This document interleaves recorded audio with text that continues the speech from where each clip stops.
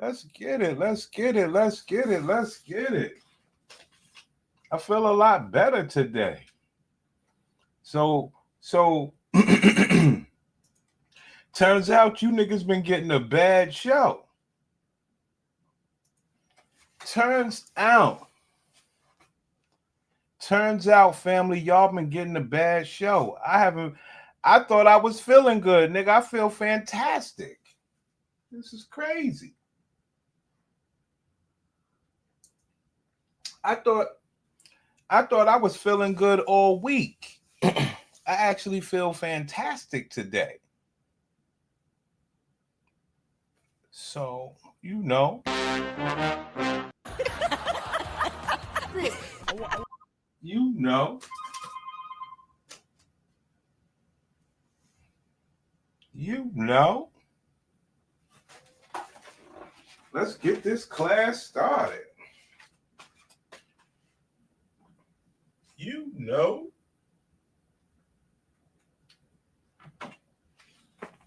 Let's get this class started. You know. Baby, I want you. Girl, I know you got a body. Get your little body. Let's go. Let's pop. All right. I mean, son.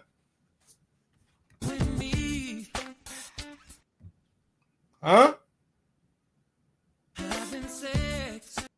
Huh? Let's cook, man. Come on, man. Come on, son. Come on now.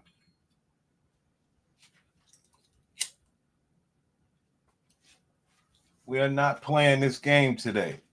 I didn't know it was like that. Must be high off life, man.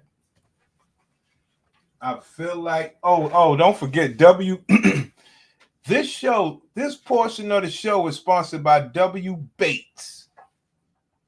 If you want to learn things and how not to be late, contact W. Bates, the sponsor of our show. One day the nigga give me his contact info so I could send people to him. Any of you niggas want to sponsor up? I want to direct people, just like you was Morgan and Morgan. If you sponsor my shit, I'm gonna let people know what you about. Like Morgan and Morgan, you heard me? But before we get into all that, we gotta have a little fun. Baby, I want you. Girl, I know you got a body. Come on, man. What happened to you niggas? What happened? That's how we deal with it. When that stop? I just want to freak your body, yaddy. Are you kidding me?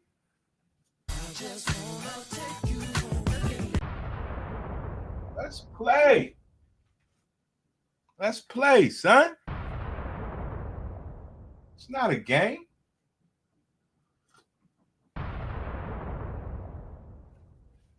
That nigga get in them good. Can a nigga get in them good? Can a nigga get in them good? Can a nigga get in them good? Girlfriend, if you swallowing, goggling. Girlfriend, if you swallowing, goggling.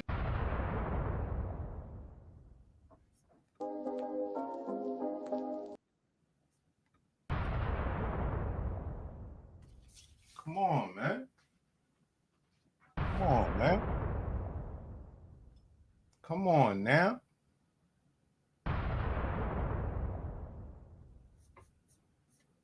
With me, having sex. Hey, let's get it. After an argument. Come on. Come on. That's just the best. With me,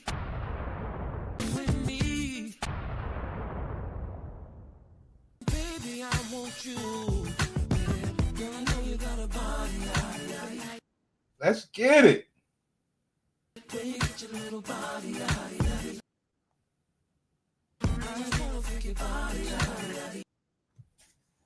Listen, sisters, we just want to freak your body. Like all this other shit that y'all trying to put out here on this internet, we into that trying to freak your body. We trying to draw some feminism out of your ass.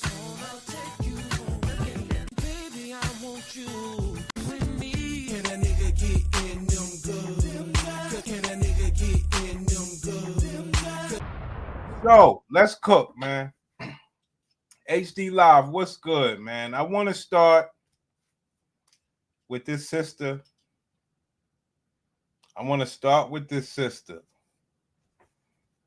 And I want brothers to know what you're facing every day. And then we'll get to this economy bullshit. But this was a good story. The woman says she went to college, I guess for some working at some hospital or some shit like that, right? She graduated college. She started working at the hospital, and her homeboy was some guy that worked in the radiology department, right? So she told that nigga, yo, let me get some MRIs and some ultrasounds, on the arm, on the strength. And she was 20-something years old. At that point,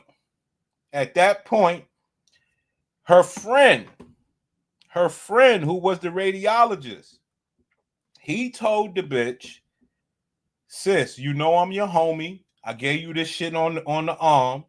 I'm letting you know you got some shit, inside. And if you got a boyfriend or something, you need to think about having babies now. This is when she was 20-something. Okay? And I just want to put that part of the story out before she tells what happened after that. See, because over here at class, we always say, well, look,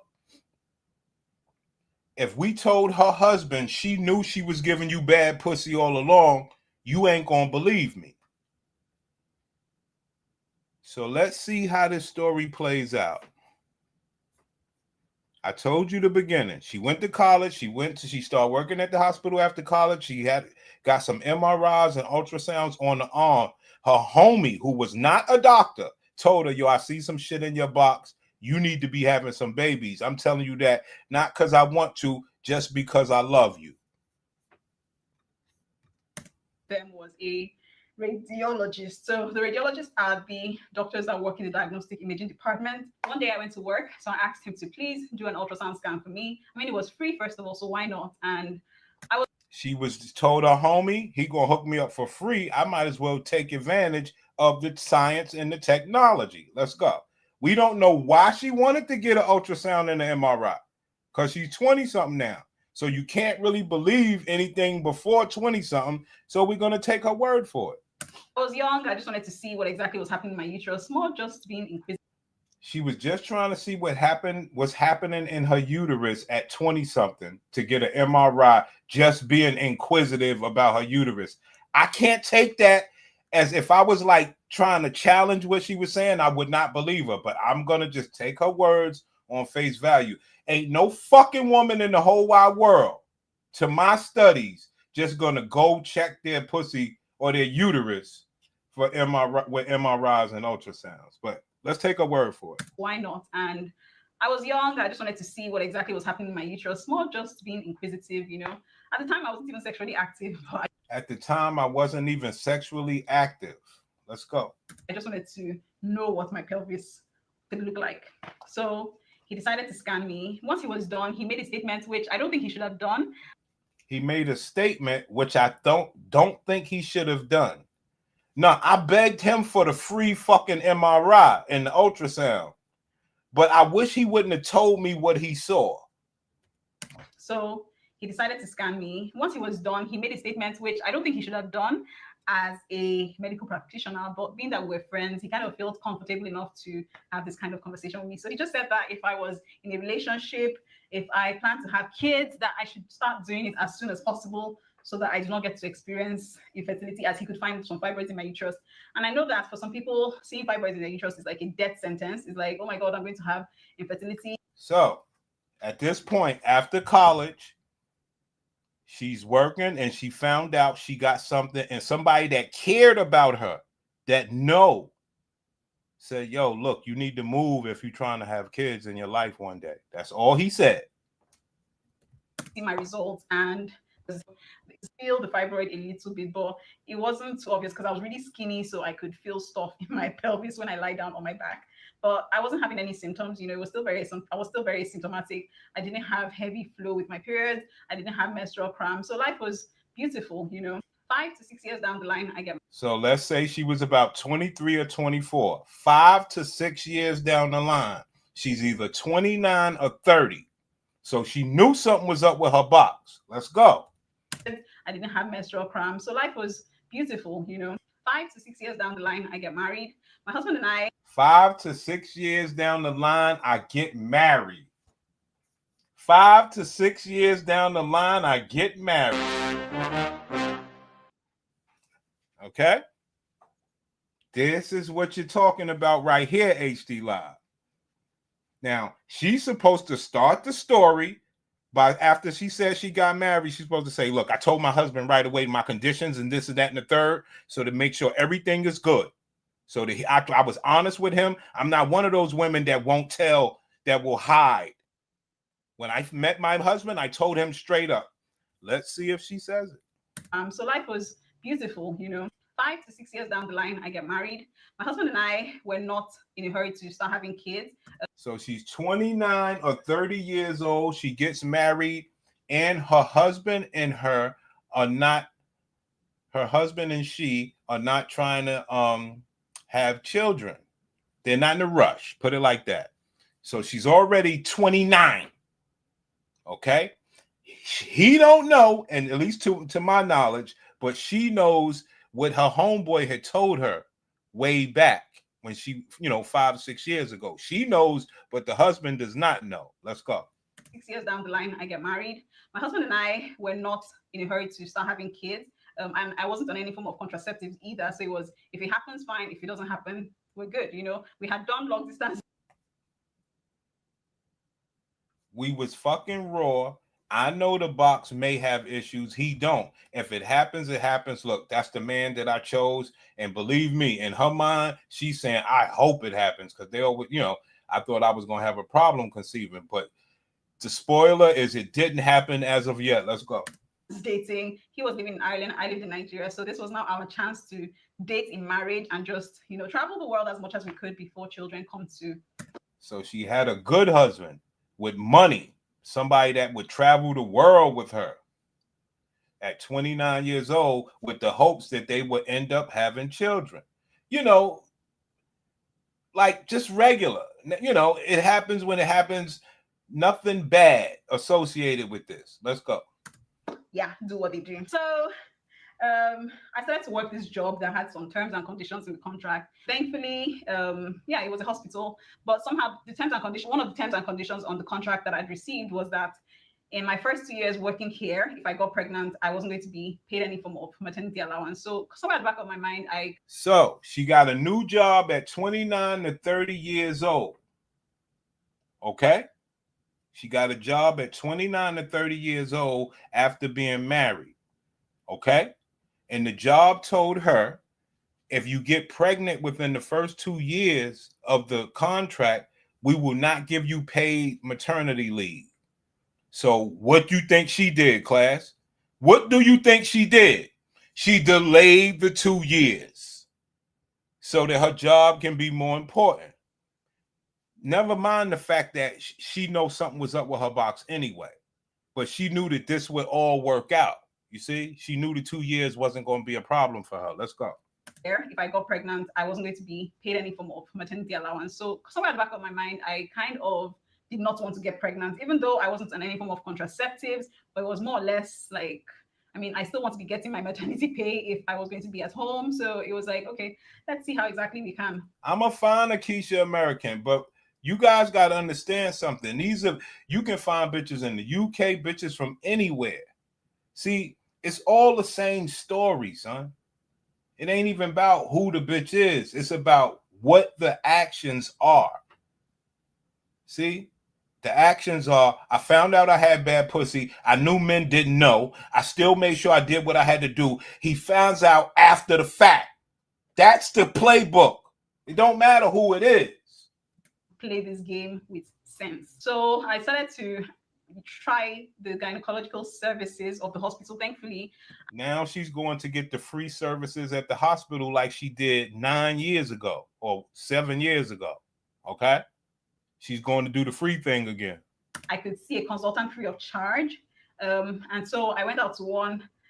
He eventually sent me off for an ultrasound scan with a GP. So the GP scanned me and sent a report.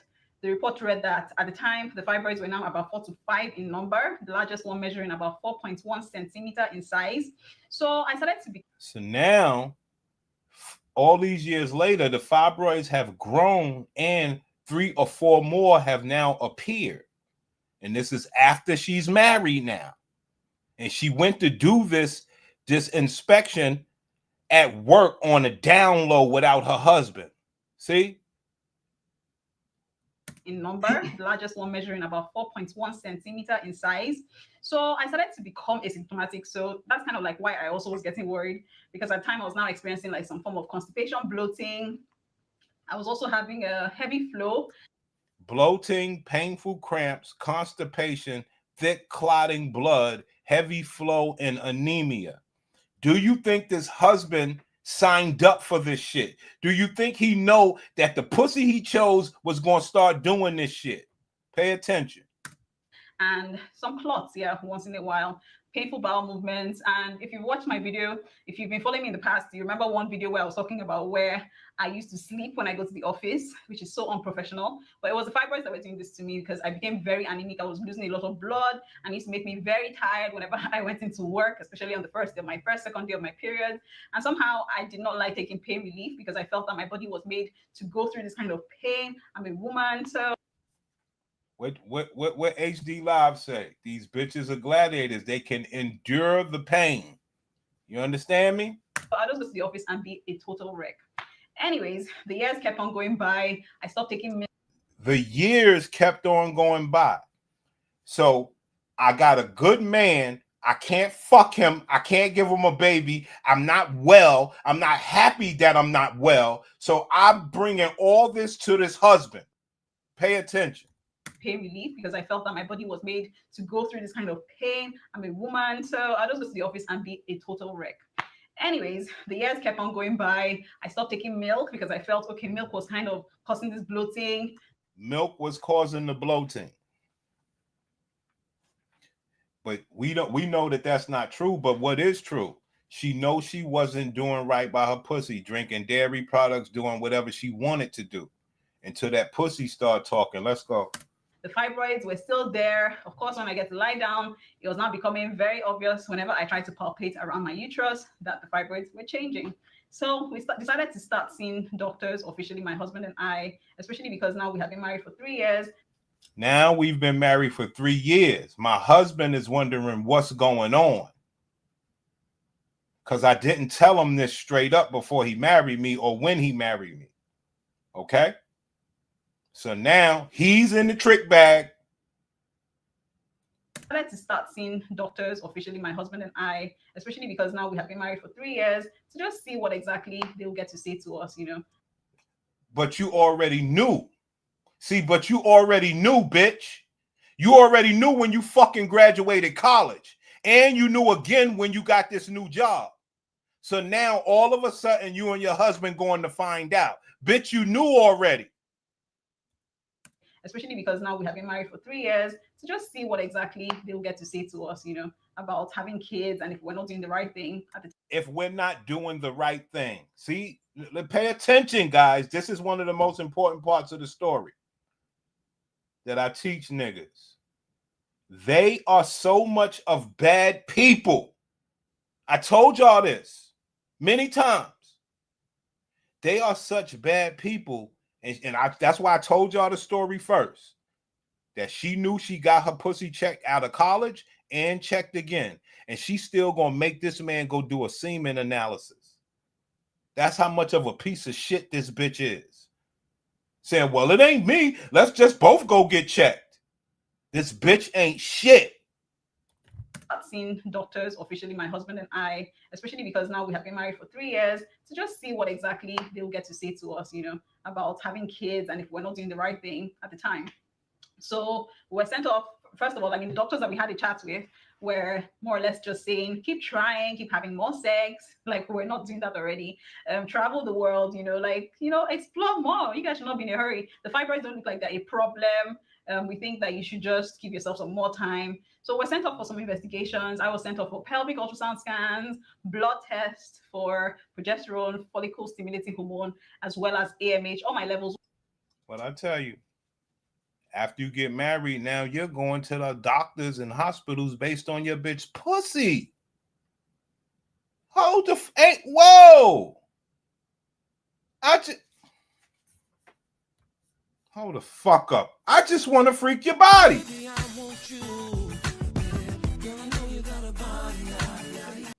I just want to have fun. Why we gotta go to the doctors for me to? 'Cause you gave me all your pussy. What the? Can a nigga get in them good? Can a nigga get in them good? I didn't marry you to not be doing that. What the fuck? Test for progesterone, follicle stimulating hormone, as well as AMH. All my levels were good. Chris also was sent for some semen analysis. Sent the nigga Chris. The nigga name is Chris. Chris stupid ass was a successful man. Took this bitch, married her, put a ring on it, and this bitch got the nerve to send that nigga for semen analysis. The only semen analysis, I told my homie this, that where his bitch did it to him. I told y'all before. The only semen analysis I told my homie to do straight to his fucking face is go get another bitch pregnant. That's the only semen analysis you need to be worried about, nigga. Let these bitches put you through this shit. As well as AMH. All my levels were good. Chris also was sent for some semen analysis. And I think I was also sent for, I got to do like 2 to 3 MRIs. Thankfully, the hospital I was working with allowed me to do them free of charge because MRIs can be so expensive, just. Right. So think about if you got a wife that don't work at a hospital and she got to keep doing this. But she's just a fucking lie. I can't stand these bitches. Bitch, you knew already. Fuck you putting Chris through this shit for. Thankfully, the hospital I was working with allowed me to do them free of charge because MRIs can be so expensive. Bitch, you've been getting free MRIs since you graduated college on your pussy. But now Chris don't know. Let's go. Just to know the location of the fibroids and what they were now looking like with an MRI machine, which gives like a different view from what the pelvic ultrasound will show you. And then I was also sent off to do the HSG, which, to be honest, guys, I was so scared before. Look at all the shit she got to do for her pussy, HD Live. Look at what Chris got to deal with. Nobody to talk to. Fighting for that HSG because somehow I remember what HSGs were like when I was in Nigeria, and I remember how we used to use a lot of metals to do HSGs, clipping the clitoris of the women, and God, I was so scared to go through the entire procedure. But somehow, I think HSG. See that? That bitch got out of Africa. They was clipping them clits. Let's go. And I remember how we used to use a lot of metals to do HSGs, clipping the clitoris of the women, and God, I was so scared to go through the. American women need to be happy. They're like out there in the Middle East and out there when she at Nigeria, they clip your clit and you can't do shit out in the Middle East. And these women still ain't happy. Let's go. Entire procedure, but somehow I think HSGs have kind of advanced over the years. Now they use more of plastic for the procedures, so it's not as smooth sailing. I did not feel any form of pain. Those investigations were done. They got to find some subserosal and intramural fibroids in my uterus. So like I said, they were now becoming more symptomatic. So it wasn't Chris. Wasn't Chris's semen. Pause. Okay? Wasn't Chris. All right? It was her. intramural fibroids. But she knew since she got out of college. If you wasn't here from the beginning of the show, I may bring it back. But niggas know she knew already. Once those investigations were done, they got to find some subserosal and intramural fibroids in my uterus. So like I said, they were now becoming more symptomatic, and I was beginning to get worried about this fibroids. It was no longer even about having kids. No. It's not about her crying. It's about the man. See, this story is about the man. This ain't about her.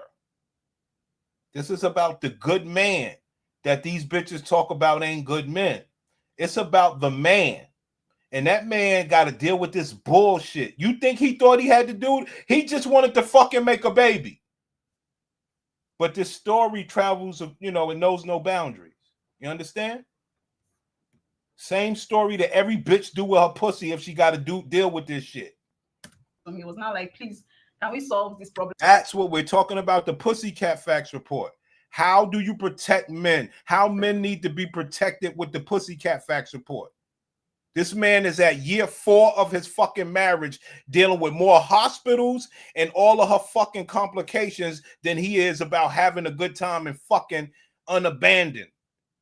He got to be fucking limited on how he thrust and all this other shit. Can't hit it from behind. She don't want to get on top and do backflips.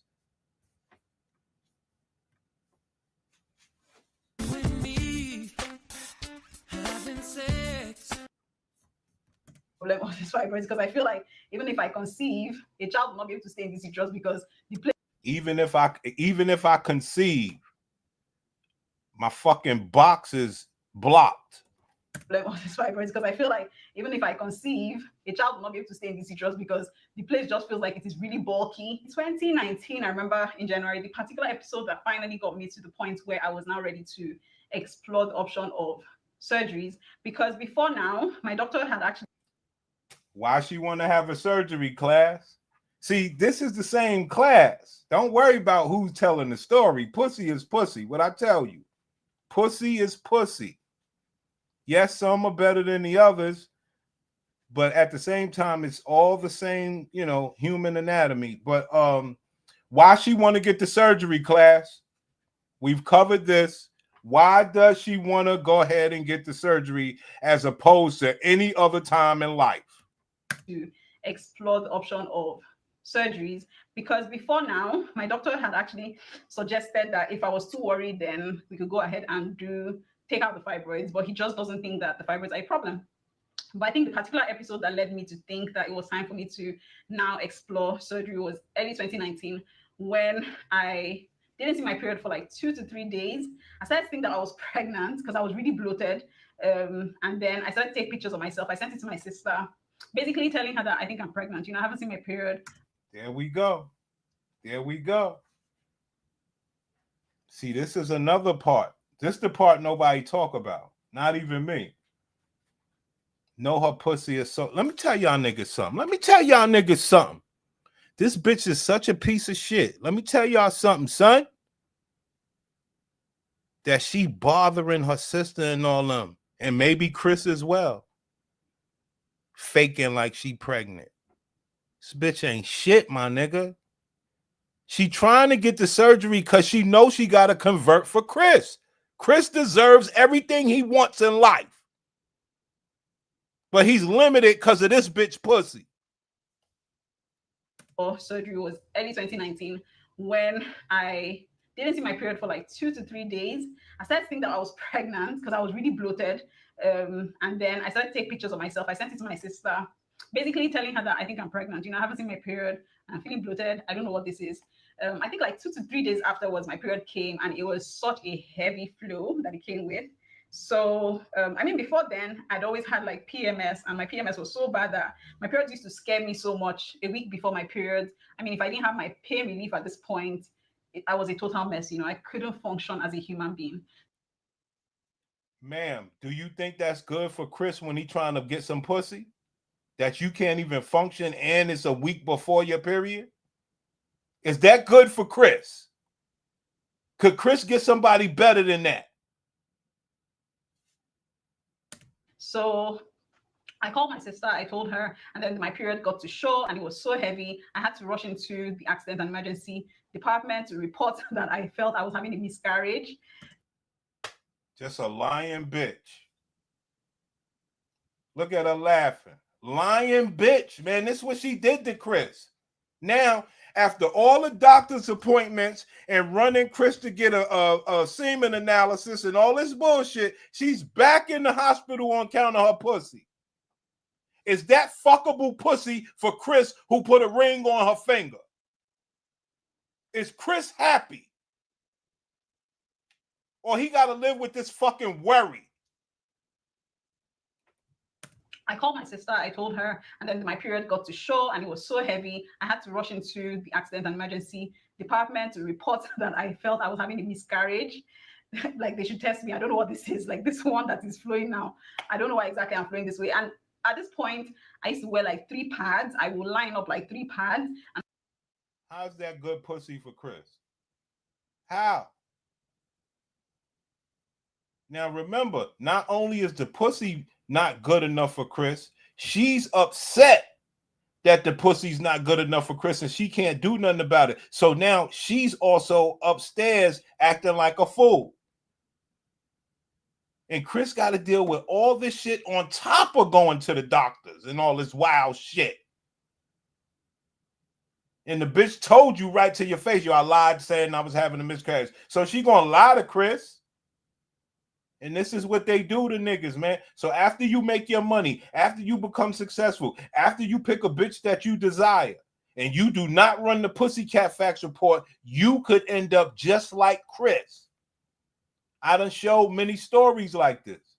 And also wear a tampon. So it was really bad, you know, like nobody should be doing that to themselves. But somehow I just felt that my periods were kind of advancing and I don't know what I was thinking, but I probably should have acted different before then. I mean, I'd done a couple of things before that time, like using castor oil pads, you know, trying to change my diet, trying to change my lifestyle. I wasn't. There you have it, guys. Everything we talk about, why the pussy ain't shit no more. Self-admitted how that she destroyed her own pussy, saying that she had to change up what she was doing, knowing that everything that she was doing towards her pussy wasn't good for her. But now that she got Chris and she can't convert, she won't make a change. Plus her pussy bleeding more than not.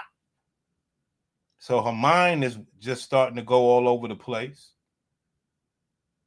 Weighing 3 and 4 tampon pads on her pussy like an old lady. How is this a happy person?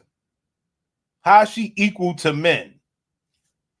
Exactly strict on changing my diet. I think the main thing I was staying away from was milk, because I noticed that whenever I take like milk, I will bloat up a lot. So I had to cut off on milk, ice cream. I wasn't taking stuff like that. My sugar, I cut down on a lot of things, you know, like trying as much as possible to just stick to carbs, which is still sugar on its own. But I was also still eating meat and chicken, stuff like that. So after this particular episode that I had where I had to rush into the hospital, I called my doctor and I was like, it's time for us to see. We need to have a chat, you know, like this is getting serious. So I went in to see my doctor. He was talking about IVF. I was like, see, this is not about having kids any longer. See that? See that, guys? What did the doctor say? Let's talk about IVF. Your pussy ain't shit. She said, this ain't about having kids any longer. Fuck Chris. I need just to be a functioning pussy before I could think about having kids. I just need to have a functioning pussy that ain't bleeding every day.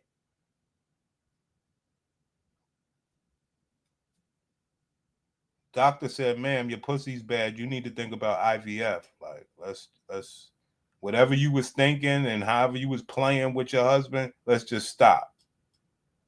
Stop trying to make that man think that you got a converting pussy. Please stop. So I went in to see my doctor. He was talking about IVF. I was like, see, this is not about having kids any longer. I'm tired, you know, like let's deal with this fibroids first of all. So he said that, okay, it's time for us to start talking about surgeries, but that I will have to be on the waiting list, which might be for months, you know.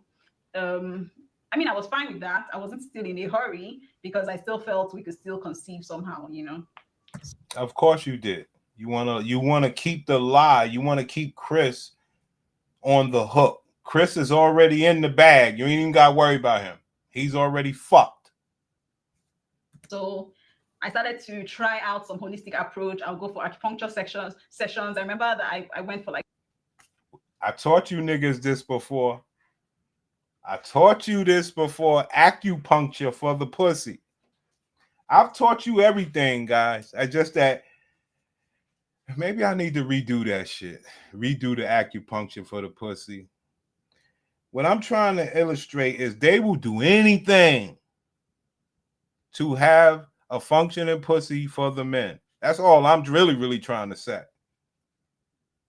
So the question then becomes, men, do you want a reconstructed functioning pussy? I mean, for long term or to, cherish. Or do you want a regular, healthy, non-acupunctured pussy that don't got to go through all of this? Her problem is she done got married already. If she was just a regular bitch fucking, she could just get this bad pussy around and not get acupuncture and stuff. But that man put a ring on her. She trying to be a woman and convert, do anything, even have a slow baby. Like 5 months. Being that I'm a very squeamish person when it comes to needles, I was quite surprised that I could actually stay through my acupuncture needling sessions.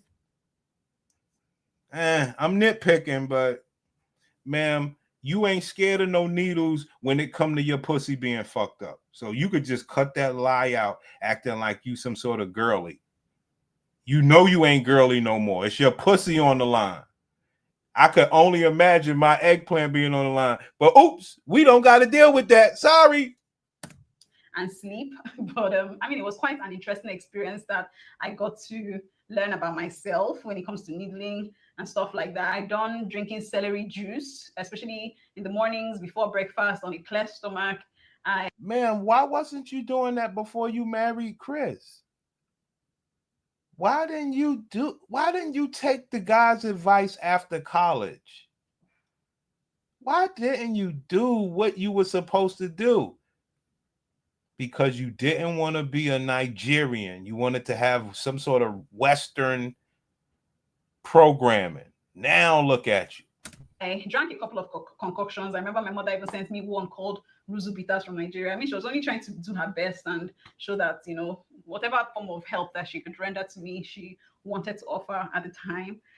So I'd gone through a couple of concoction drinking and things like that until when 2020 in August, my surgery day finally came and it was time for me to go in for that surgery. Of course, before surgery, I tried to have a conversation with my doctor to see like if we could consider other options like laparoscopy, but he said that because of the size and the numbers of the fibroid that he could see, I wasn't a candidate for laparoscopy. And then I was also considering like, okay, what of embolization where they get to cut off to bring out the fibroid in and cause all these scars. And I still wanted to enjoy my nice skin, for a couple of years, but somehow my doctor was reassuring me that it wasn't going to be as bad as I thought. So the surgery day came in 2020 and I eventually went in for it. It's waking up. This is what Chris had to deal with. And this is what many men have to deal with. Fucking with these black bitches. Tether or not. White bitches too. Just Western, just any bitch. I don't give a fuck where you at. I done covered Indian bitches. It don't matter. It's called the lifespan of the pussy. And all these motherfuckers are built on what? Eating whatever the fuck they want, doing whatever the fuck they want, taking all the time the fuck that they want, and trying to get lucky and strike a nigga like Chris. See, Chris got to come to this hospital bed. All because of the pussy that he chose. Now, obviously, we have talked about all the times that Chris wasn't getting pussy before the surgery. So now here's the surgery. You think you're getting any pussy anytime soon? You understand? So that's the point of that story. And I got to do those stories because you niggas just... my young niggas or whoever just shouldn't be caught up in this shit. And if you could ever muster it up in your minds to like know what you're looking for, if you want a baby, if you want a wife, you don't even know what you're looking for. Because this ain't good for no man. You know? Only time you want to see your bitch in the bed like that is if something happened, nigga. Not just regular. Because I have you know, there are healthy pussies out here that don't got to go through this. Y'all know that, right? Y'all need to know that shit. All right, niggas want to see a little Keisha? Yes, I have to have surgery again. Niggas want to see some Keisha? Have surgery again. Yes, I have to have surgery again. Yes, I have to have surgery again. It's a beautiful thing, HD, to see these bitches, man, speak that talk, man. Like I told you before, man. It was definitely last year sometime. You know, I was on my shit and I had pulled up this bitch because I was just checking fibroids and shit like that because I know niggas don't know shit. But this was back. You niggas are educated now. And I had pulled up this girl. And I was showing niggas the story. Like, it was everything I wanted. It was she had a good man behind her. The pussy was fucked up. They had a good house. They had money. They had everything. Turns out, Bernie and them told me it was Lil Wayne's baby mama. I don't know that bitch. I'm out here doing what I do. So turns out I was exposing Lil Wayne's baby mama. And she was the whole story. They had money. She had a good man. Nigga was tall and light-skinned. Nigga couldn't get no pussy. Nigga nursing this bitch through surgery, everything. But he was with Lil Wayne's baby mama, so he gets a different type of pass. But it also held true to the story. Lil Wayne had the bitch when she was good. He got the bitch when that pussy went bad. And guess what? Bitch, your pussy can't get good. You can only fix it to remain fuckable. Ain't like you could rejuvenate the motherfucker. You know what I'm saying? Like, this don't work like that. And very light, very unproblematic. I don't have cramps, anything of that nature. Well, earlier this year, I started experiencing some cramps with my period. And I'm like, okay, that's a little bit different. This isn't what I'm usually used to. And then in addition to that, I would feel some ovulation pain, always on the right side. It would be a very sharp pain, you know, kind of have me, you know, clutching my stomach, doubled over a little bit. And I was like, you know what? I think I want to get this checked out just to be safe, to make sure it's not anything going on.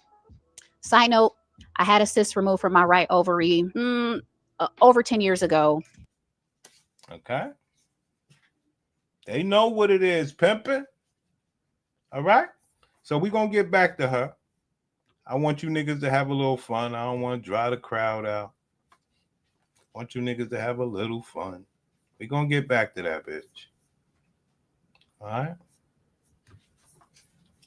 Yes, my parents' oldest daughter, I think from when I can remember, I've always been worrying about how I'm going to retire my parents, how I'm going to make sure that they're good. So this has always been on my mind. And unfortunately, I cannot think of any way in which I can retire my parents and make sure that I'm dedicating the time and resources to them if I have children. My parents aging is inevitable, but what I can avoid is the burden of having children. And so, yeah, not that I wanted children anyways, and if I ever did want children, I would want to make sure that I'm giving them the best possible life I possibly can. And if I feel that I cannot do that while simultaneously taking care of my parents, then I just will not have them. There you have it, guys. I just want you guys to understand the mindset. And it ain't about the parents. It's about trying to have the best possible life that you could have for the child. They know that shit ain't happening. Now, I ain't trying to kill nobody's dreams, but I'm just saying, if you're putting that as the reason to have a child, that is not gonna work, man. You know where you gotta come from? You gotta come from a damn structured family.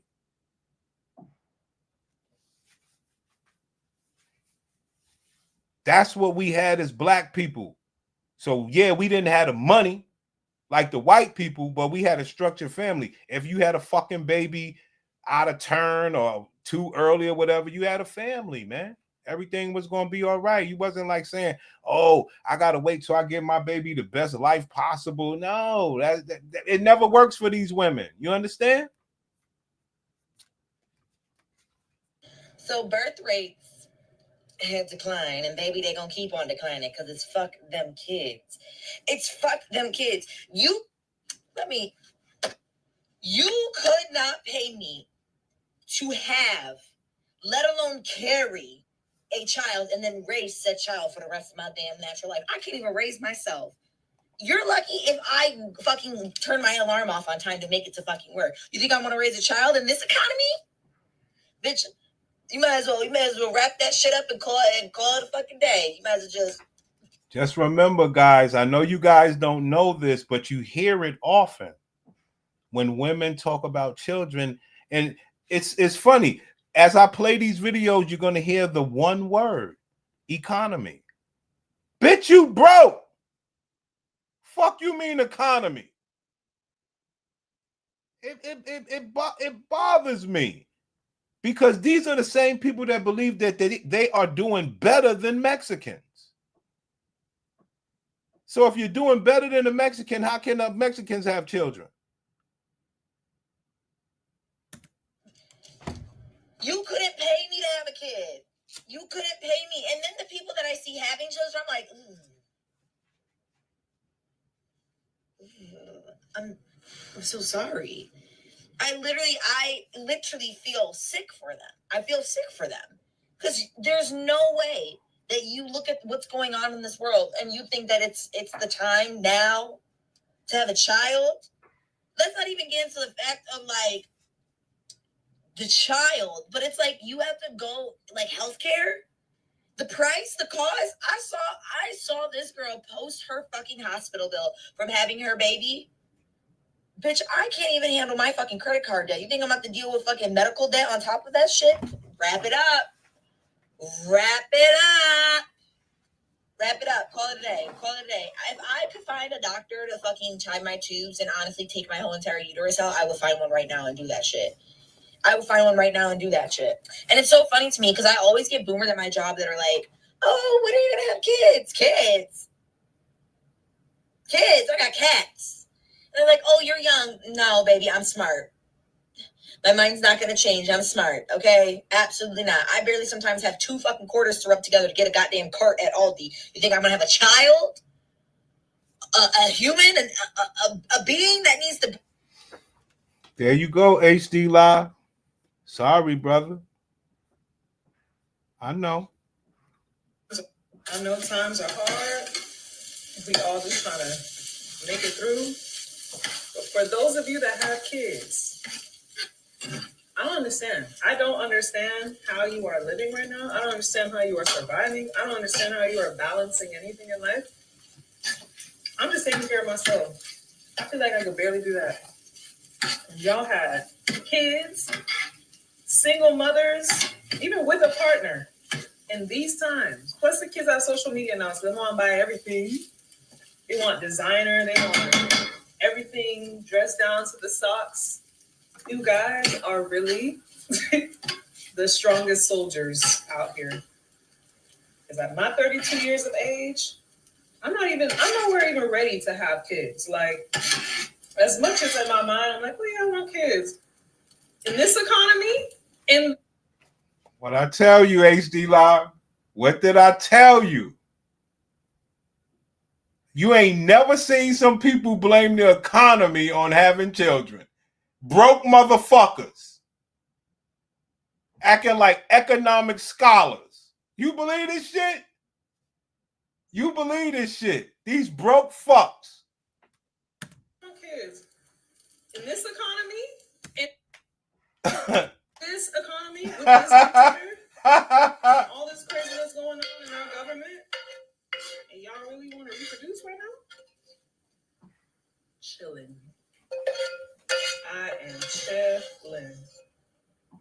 chilling.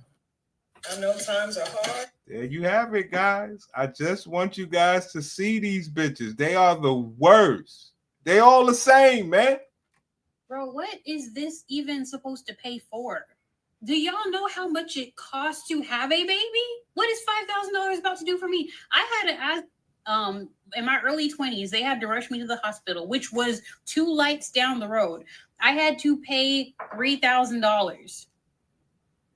But your little $5,000 reward is going to help.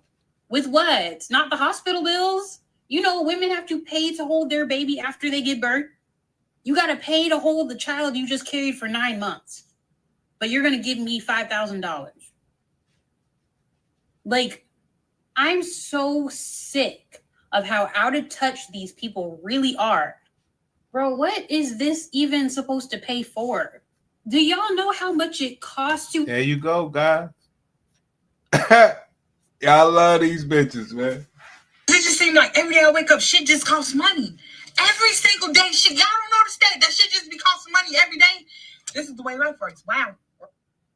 All because my mama wanted to have sexual relations with that man and procreate and have me. And didn't even ask me if I wanted to. Didn't even consider abortion. Didn't even consider getting an abortion. Fuck! Thanks, Mom, because I sure did want to be here. Like, I fuck around, don't have no kids. No, the bloodline fuck around stops with me. Because I'd be damned if I knowingly bring a person into the motherfucking world and my child gonna be looking at me like, Mom, you knew eggs costed $3,632? Yeah, and I still decided to have it. Fuck that. Fuck that. Because my mama could have at any time took a fucking plan B, a plan C, anything. Nope, you already had a daughter. What you wanted another one for? Could have let me be. Could have left me where I was at. I will not reproduce. My motherfucking uterus is on lock. The blood. There you go, guys. They only leave the house to get smashed or to pick up liquor. These are some bad people, guys. Yeah, y'all just be having kids, and I'm like, what? Like, when somebody says they're pregnant, I'm like, what? Like, for real? What you gonna do? And when people be like, I'm gonna have it, and I'm like, that's crazy. You know, like, you really, yeah, you wow. I don't know if it's a task that I want to take on. You're putting a whole human being on this earth, and that comes with a lot of responsibility. This person that you decided to add to our existence, you're in charge of shaping the first 18, 20 years of their life, right? So your performance will have an impact on society. Y'all just be having kids, and I'm like, what? There you go, guys. Just trying to help. So I see a lot of content about, preferably men. I see like one elderly lady talking about having kids in this current economy. The reason that I'm laughing is because it's like I agree and I disagree, and I always see things from different perspectives. I always see things from both sides. So like, as far as the job situation that's been going on, and that's been going on for a long time. So I don't even think that really has anything to do with anything. Can't do it, man. You understand? I can't do too much of this shit. I don't have children, so I really try not to put my mouth on people's parenting because I couldn't even imagine in this economy, okay? I don't even know if I want them, okay? But I saw that video with the lady and her son who's autistic, and he put her in the Highland. Oh, shit. There you go. King Disagreeable is in the building. Why they doing that? Why they doing that? King Disagreeable. Why this bitch just say this? But I saw that video with the lady and her son who's autistic, and he put her in the Highland because he wanted to go to Applebee's, and she said no, not today. She didn't say no. She said not today. She said not today. First thing is first is that I'm praying for her. That's what I keep telling y'all. They will have some slow babies. They don't give a damn. And these other women, they know what it is. It's all fucked up, guys. I'm sorry to tell y'all this. It's all fucked up. But being that she brought up a certain thing, and I got my nigga King Disagreeable in the building, this is a bad... Yo, this show is sponsored by W. Bates, but not this portion of the show. Okay, guys? This is a bad, bad portion of the show. This is horrible. All right?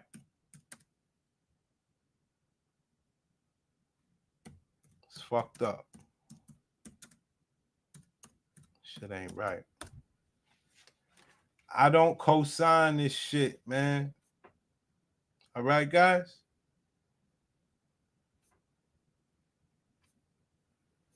I don't co-sign nothing that you about to see, all right? So hopefully I want something light. I'm gonna go light. All right, guys? Y'all see her? I'm gonna all Y'all right. see her? Y'all see? I'm not doing this. I'm not doing this. I can't do this, guys. Only a couple, okay, guys? Let me get W. Bates off the screen because that man ain't sponsored this bullshit. This is King this is King Disagreeable, and him only is responsible for this shit. All right, guys?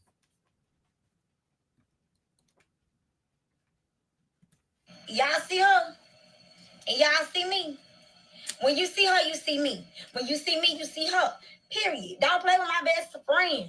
She got on her eyelashes. I got on my eyelashes. Don't play with us. I'm not doing this. Just a few, guys. Let me do something nice.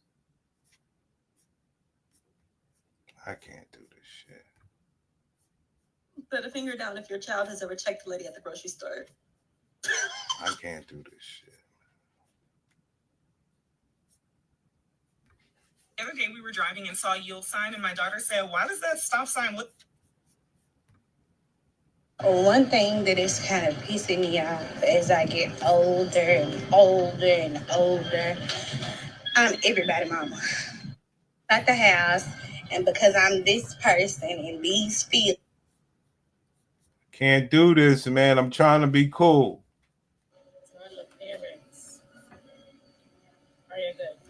I'm trying to be cool. I don't want to do it. Hey y'all, I know it's been a long time, but life be life, and I just came here to tell y'all because at myself, because baby girl doesn't feel well. She's teething, so she's been attached to me all day. And so she was, after she got done eating, she was kind of falling asleep in her high chair. So I took her out and I put her on me, and I was like, let me turn the TV off. And I kept using the remote control to hit the power button, turn it off, and it wouldn't work. So I go to turn it over. Let me show y'all something. I was using the baby's remote control. It's a play remote. Hold on. My fault. All right. Now y'all put me under pressure. All right? All right. I can't do this shit.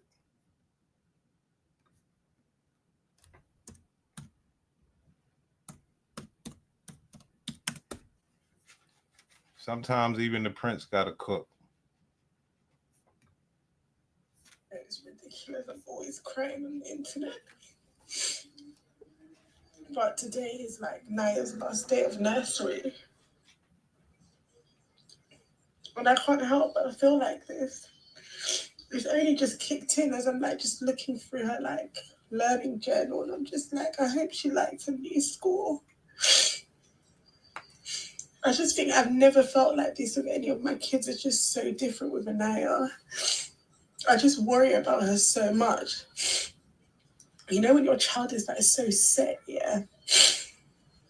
So comfortable in a place, like if I show you the pictures that we took today, she's just always so happy to go into. Having a child with a disability is not for the weak. It's random because I was thinking of like content and stuff to like post at the end of the month and next month. And I was thinking Autism Awareness Month is next month. So I'm just looking at LinkedIn thinking of like, okay, like a cute caption I can write or just like describing my experience with having a child with autism. And rather than here, I am a single mom. And I have 2 boys, and my oldest is Landon. He's 8 and he has autism, and he is nonverbal as well.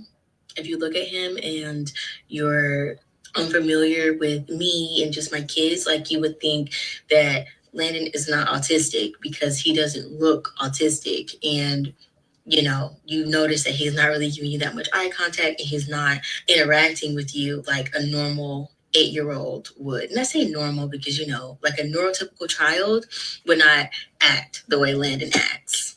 But then when I think about it, it's like Landon is so freaking smart. Like he has an insane photographic memory and he is obsessed with like maps and he can tell me like,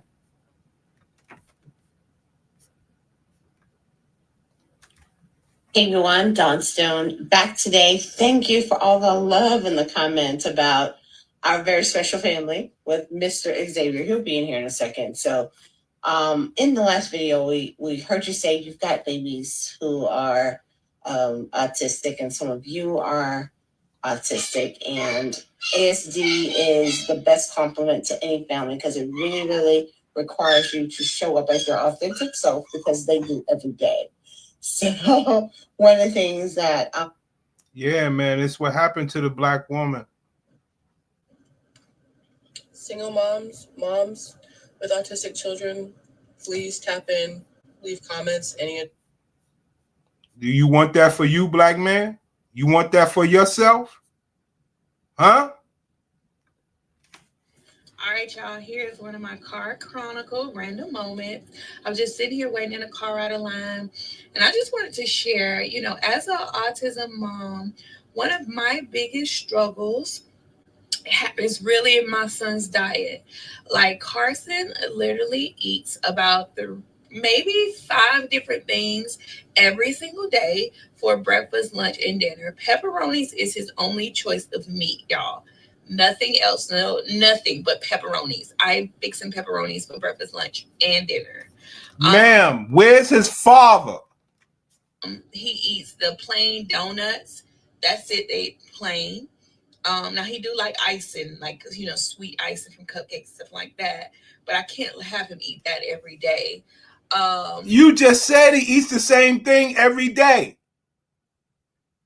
Now, Prince, why do you give a fuck, Prince? Family, if I take you to the autism thing, it's based on all of this yeast and candida, and this all this bitches feeding this little nigga. You know, sweet icing from cupcakes, stuff like that. But I can't have him eat that every day. Vegetable straws. That feeds the autism. Is a new one that he's been eating. But he only picks out like the orange and the yellow. He don't eat the green ones. But graham crackers, he do like graham crackers, and he is very big on the brand. So he only likes the Great Value brand graham crackers. And what do his father think he should eat? Then he eats saltine crackers. And that's it. That is it. I fix that for breakfast, lunch, and dinner. And I know he's tired of it. At least I would assume he would be tired of it because, y'all, I'm honestly tired of fixing him that. I spoke to his pediatrician about his diet. His pediatrician is not really concerned because he said, you know, he's not underweight or anything. So, you know, I had a referral put in for feeding therapy. We did go. Come on with the bullshit. Morgan Freeman once dated a chick who had a son with autism. The kid could make G.I. Joe figurines out of tissue that damn near looked lifelike. If you didn't watch him, he'd eat the damn tissue afterwards. Hey, yo, these sisters, man. Yo. Who the fuck feeds their babies pepperoni, plain donuts, some with the icing, and some other bullshit every day. A couple of times, but it's like an hour away, y'all, and it just wasn't worth it to go for 30 minutes at a time for what they were going to be doing. And then it was kind of like I had to check them out of school for the time frame, so that just didn't work for us. Why didn't you stay with the father? I research, I look up things, I see all these cute little ways to produce their foods. I think about, oh, Peter's sure putting it in his drinks. Well, he only drinks water, orange juice, and apple juice. That's it. So masking his stuff is hard, is very hard. And I don't want to traumatize him. I don't know if it's a texture thing. I thought it was, but the soft donuts is the one thing soft he'll eat, but all the other things are like crunchy. I just couldn't figure it out, but I do my research. I literally just go down rabbit holes on things that I can do to kind of help him. And I pray that he, just overcomes this and grow out of it. But that's the hardest thing for me as a mom. Like, I really struggle. And I honestly feel like, everywhere we go, I have to bring his food. We go out to eat and things. I put fries on his plate. I put a nugget on his plate because King, my baby son, eats that stuff. But Carson doesn't touch it. And he literally will boohoo cry. Like, he will break down and cry. And I really don't want to traumatize him to eat, things at all. So I sit with him. I try to eat with him. I've tried it all. And I know, guys. I know. Naya, can you say good morning? Morning. Morning, everybody. Say good morning. I'm gonna say hi. Say hi. I say I'm going to school. Oh, Yeah, you're going to nursery. bye. Can you do some counting? Gotcha. Wow. Yeah. Yeah. Yeah. Yeah. 6, 7, 8. It's fucked up, gang. I'm sorry about that, man. First of all, I just want to say you're an absolutely amazing mother for even taking your time to do this. And I wholeheartedly wish that your daughter knows this. Yeah, I've been telling niggas about the UK. They kind of make me want to go to the UK. They just like these gladiators over here, man. I mean, they are something else over there. They just like us. They clearly was on the same path as all of us, from here through the Caribbean and all the way to us. All these blacks, man. All these blacks. All these blacks are the same. I'm sorry. If she doesn't, she probably will in the future or just in general. And to answer your question, the best advice that I can give, and I hope someone would have given my mother, is to be able to give her the space to be herself, to not feel like she has to mask when she's also at home. Being able These people are sick, man. I'm sick of this shit. I'm sick of it. After you have multiple kids, you learn to appreciate the silence.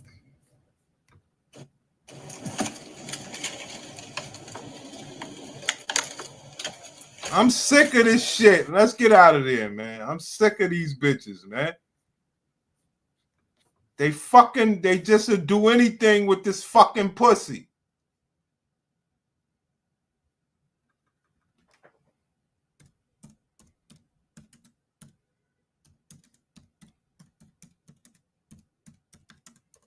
Fucking shit is still all based on the pussy. You guys don't get it. Still based on the pussy.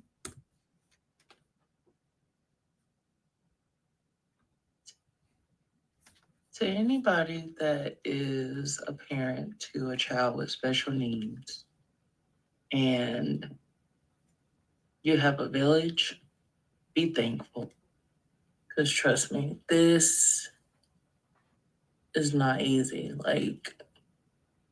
It's hard to not have a village, and it's hard to have a kid with special needs. But when you have a kid with special needs and you don't have a village, right? Like mentally, I'm going crazy. I'm going. I feel like I'm losing my mind. I am completely drained. I'm having body aches like constantly. Like You need a man. I have normal back aches, but now like my whole body will ache all day. I'm really, really sleepy a lot. I don't feel like I ever get proper rest. So like just be thankful for what you have. Because there's some of us that don't have that. Right. And we would like it, you know, having a kid. Ma'am, you got to kiss ass. Can you see yourself kissing a man's ass? 24/7, except for like when he goes to your mother's house like once a month, which I'm thankful for that. Don't get me wrong, I'm not, you know, knocking that, but like to not be able to send your kid to their other parent's house, like spring break, he's just. You should have kissed that man's ass, or you should have told him that you was going to have a slow baby. It's two things that happen. Either he ain't trying to fuck with you because you produced a slow baby and it pissed him off, or you ain't kiss his ass and you believe that you could put him on child support. And once you did that, you was done. Just here. When he gets out of school, he's here. Even though I'm still working, he's here. I'm going crazy. See, I'll just send a prayer up for all of us, because there's a lot of people that do struggle and they don't say anything. And them struggling inside. Stop the show. Don't forget, you draw child support, you get other monies. Let's not leave that part out. You're getting other monies and or child support. So you got to make sure you put that in there. Silence ultimately may be like them doing something to hurt themselves just to get a break. To anybody. Yeah, buddy. But let me have a transparent moment with y'all for a minute. Don't nobody know what you're going through behind closed doors or what the situation is behind closed doors, because a person may act one way to everybody else. Ma'am, we know you bitches are fake. We know you act one way. We know you ain't telling us nothing new. Because a person may act one way to everybody else and act a whole totally different way behind closed doors, because you don't know what they're going through. I am 22 years old, and I'll be 23 at the end of this month with a 2-year-old with autism.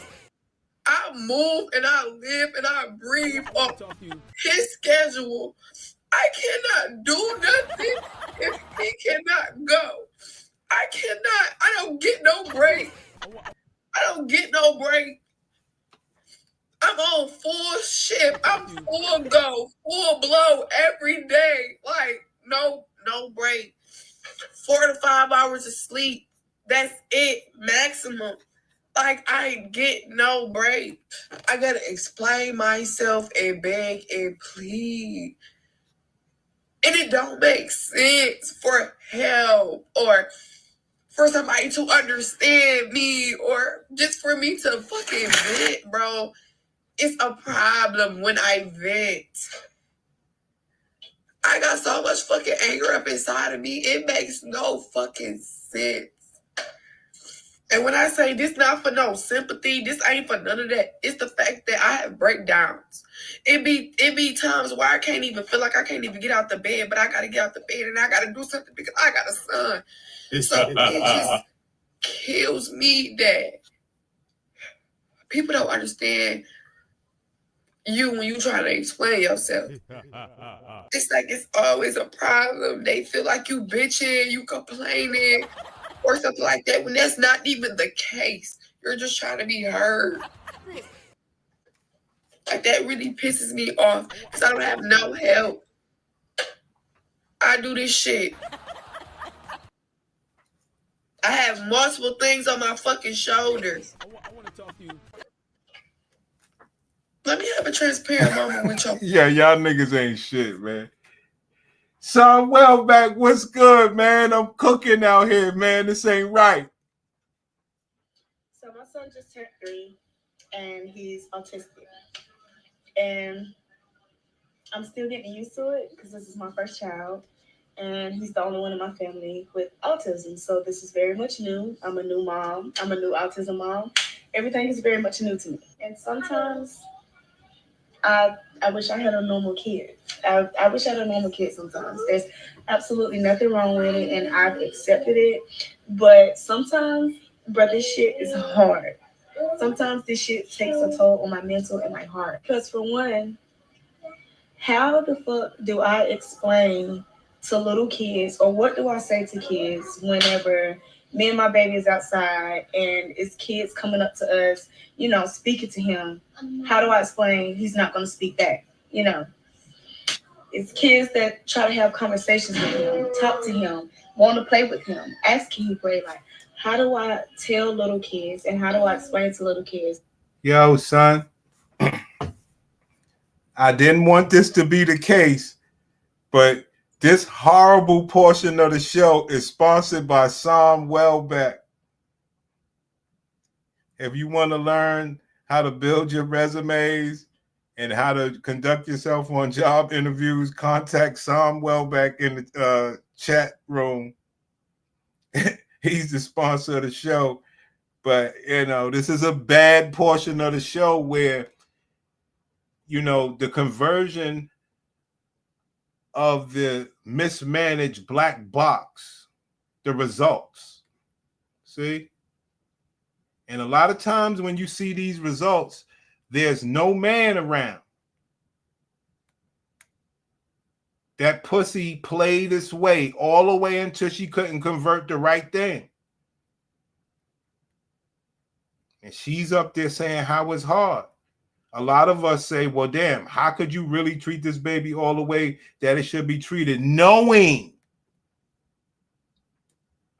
you ain't got no brothers, cousins, uncles, the daddy, you're missing the second half of the family, all the cousins, all the places that the babies, all the places we used to go as children. We had cousins all over the fucking place. We could go to anywhere.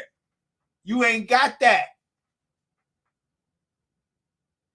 We had cousins and uncles and aunties, and the auntie that used to be married to Uncle Donald, that's Aunt Vern, so you could still go to Aunt Vern's house even though she ain't married to Uncle Donald no more. Like, we had shit, man. My son is probably not going to speak to you. He's not going to hold a conversation because he doesn't really comprehend. He can't really understand. Like, how do I tell kids, oh no, he doesn't want to play with you, but it's not you, it's him. Like, don't get me wrong, my son is super smart. He's very alert, he's very aware, and he talks. It's just certain stuff that his autism doesn't allow him to do or engage in. And him having conversations, we haven't got to that part. Him playing with other kids. He doesn't like playing with other kids. Like, it's hard. It's how, like, what am I supposed to do? What am I supposed to say? Like, how do I tell a little kid that? And, like, it hurts my heart. Like, because I want to see my baby playing with other kids. I want to see him holding little conversations, hearing his little voice. Like, this shit get hard sometimes. I cry a lot. But yeah, like, what the fuck am I supposed to do? How do I explain to little kids, oh, my child is autistic. He's not going to talk to you. He's not going to speak. I cry a lot. I cry a lot. I would love to hear my baby's voice. Where's the father? But you good with that child support though, right?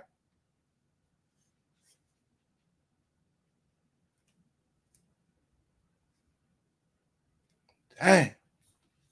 I feel bad for sis, man. real. I don't think people understand how hard it is to be a special needs parent. Yo, thanks Sam Wellback for this bullshit. Every second of the day, you're worried about will your child fit in, or will they be accepted? Will they be treated with dignity, with care? So you try to protect them as much as you can. There's only so much protection you could do. Just when you watch these stories, they're so alone. You understand? And the only thing that comes to my mind is my homie Q. He left Teresa. A lot of men ain't sticking around for that shit.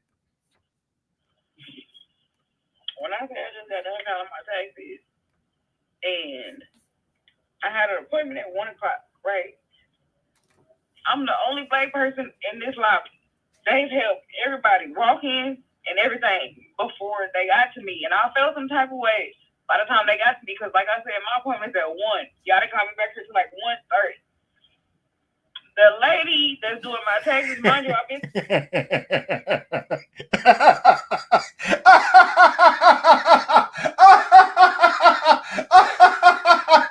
I can't do this shit. Yo, son.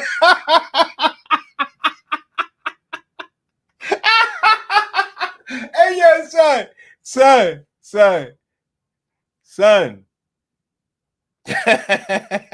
This is what Black Box get to.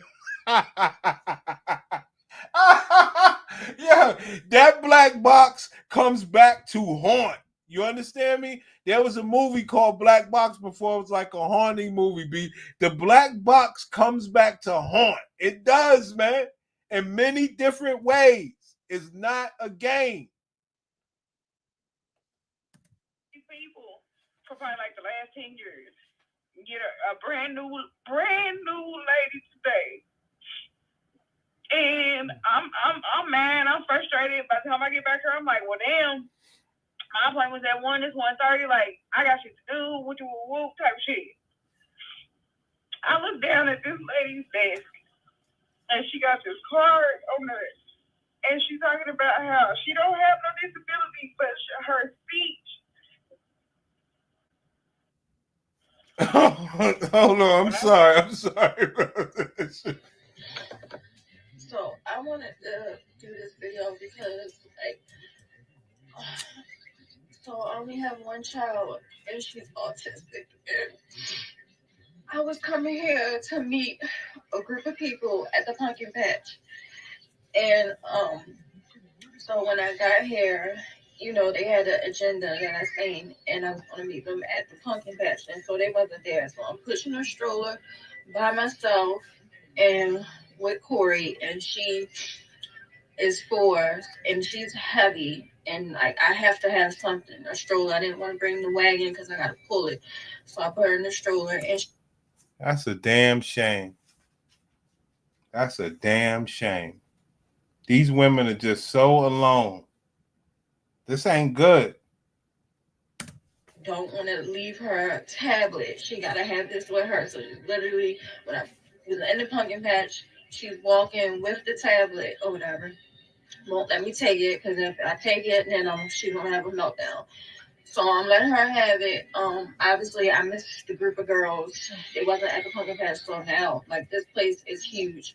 So we got our pumpkins, and then I'm coming over, you know, to the festivals, you know, things that's going on, and I was just, you know, riding around with the stroller, pushing her and looking to see, like, if I see them, because she said she'll have on a shirt, you know, her group name and stuff. And I didn't see them, and I was trying to let Corey, like, you know, see what she want to do.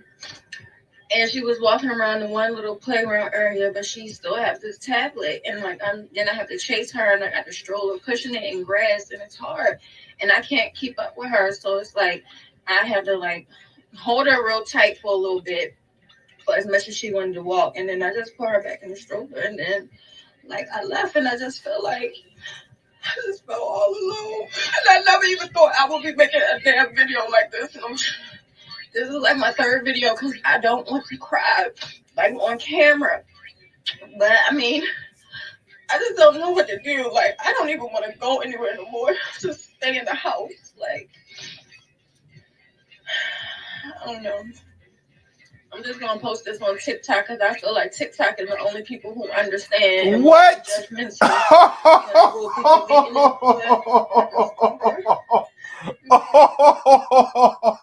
See, and you wonder why I'm laughing.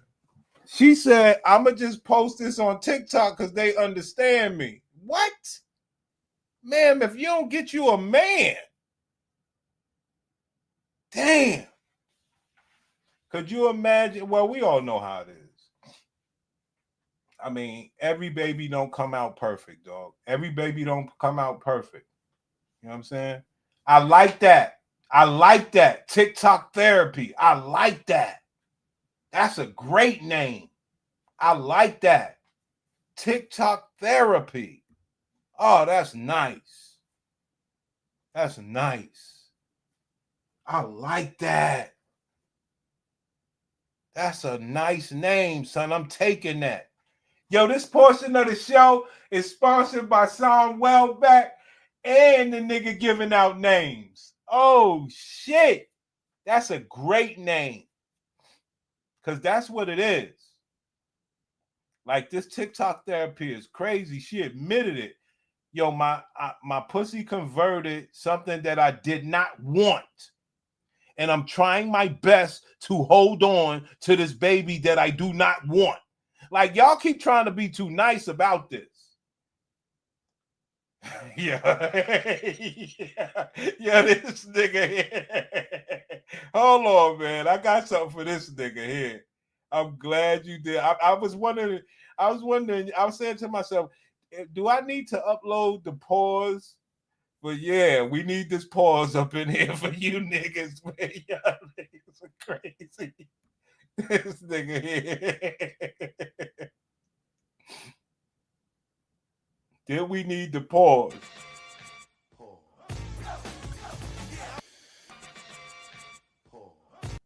My God. Anybody else go through this?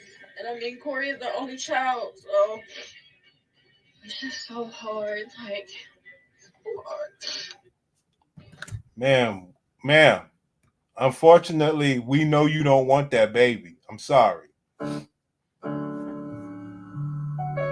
Like, nobody. Like, yo, I done seen it too many times.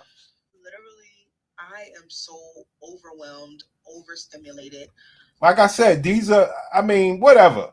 But let's say all these bitches are bitches that niggas would fuck, whatever. Yeah. These are who we would fuck, allegedly.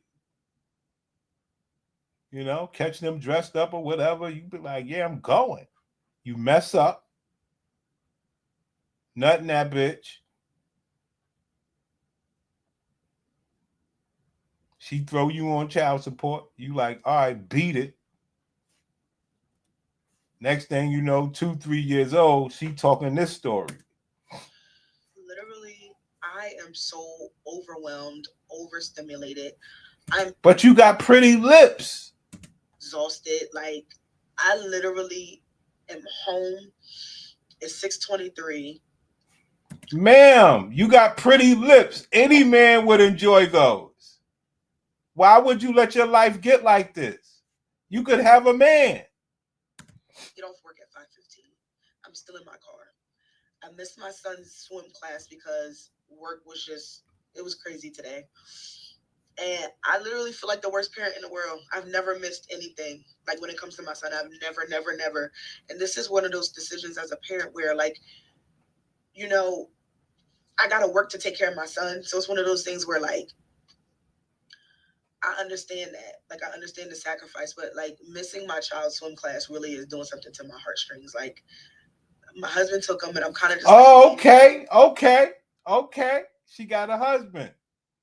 Damn. Because she do got pretty lips, man. I guess that nigga said fuck it. I guess he said fuck it. Therapy Jeff has 2.8 million followers on TikTok. This is fucked up. My sister's a Okay, so today is Malachi's open house for kindergarten. And right now I'm a little frustrated because I'm kind of confused. This is 5 days ago.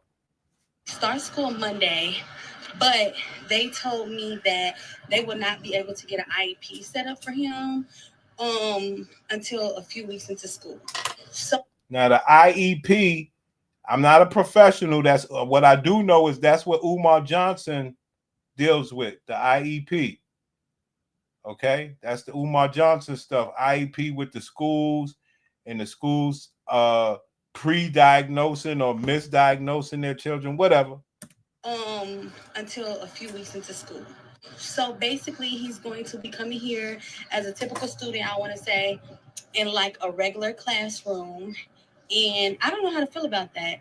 I'm about to get more information. We're waiting in line to hear more information. But when I stopped at the little kiosk desk where it says IEP, and I think 504s or something like that, he told me that nothing is set up. So I'm really confused because I've been waiting on this meeting. I should have known because school is Monday and I haven't talked to anybody.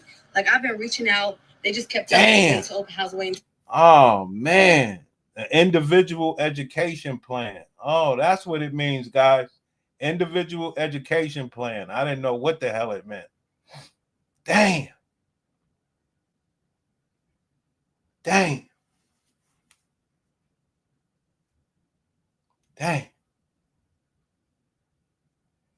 Like I said, brothers, man, our sisters go through a lot, man.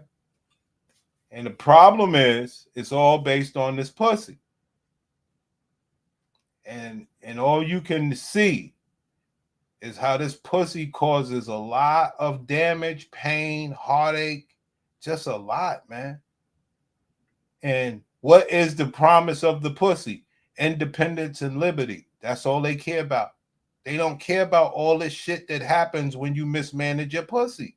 This is what this is all about.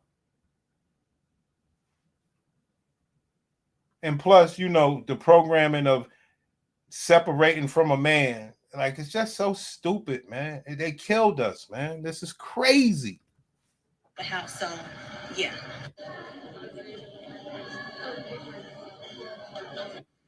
Okay, so I just left open house and I am not happy. I literally cried the whole ride here. I'm talking about like really cried, real tears. I started to record, but I just still can't bring myself to record while I'm crying because I will laugh. But I'm really sad. Like, I just feel like we're being thrown to the wolves right now. Like, as a new mom or new autism mom, I didn't know anything about an IEP as far as like how to work. I kept reaching out to the coordinator. He was just telling me that he's going to set up a meeting. And school started so fast. It starts on Monday, so we did. Maybe she should have called Dr. Umar. You know what I'm saying? Maybe she should have called Dr. Umar. I mean, that's his damn specialty. You know? These black people, I know Umar fucked his own name up, but still, he knows this shit. An individual education program,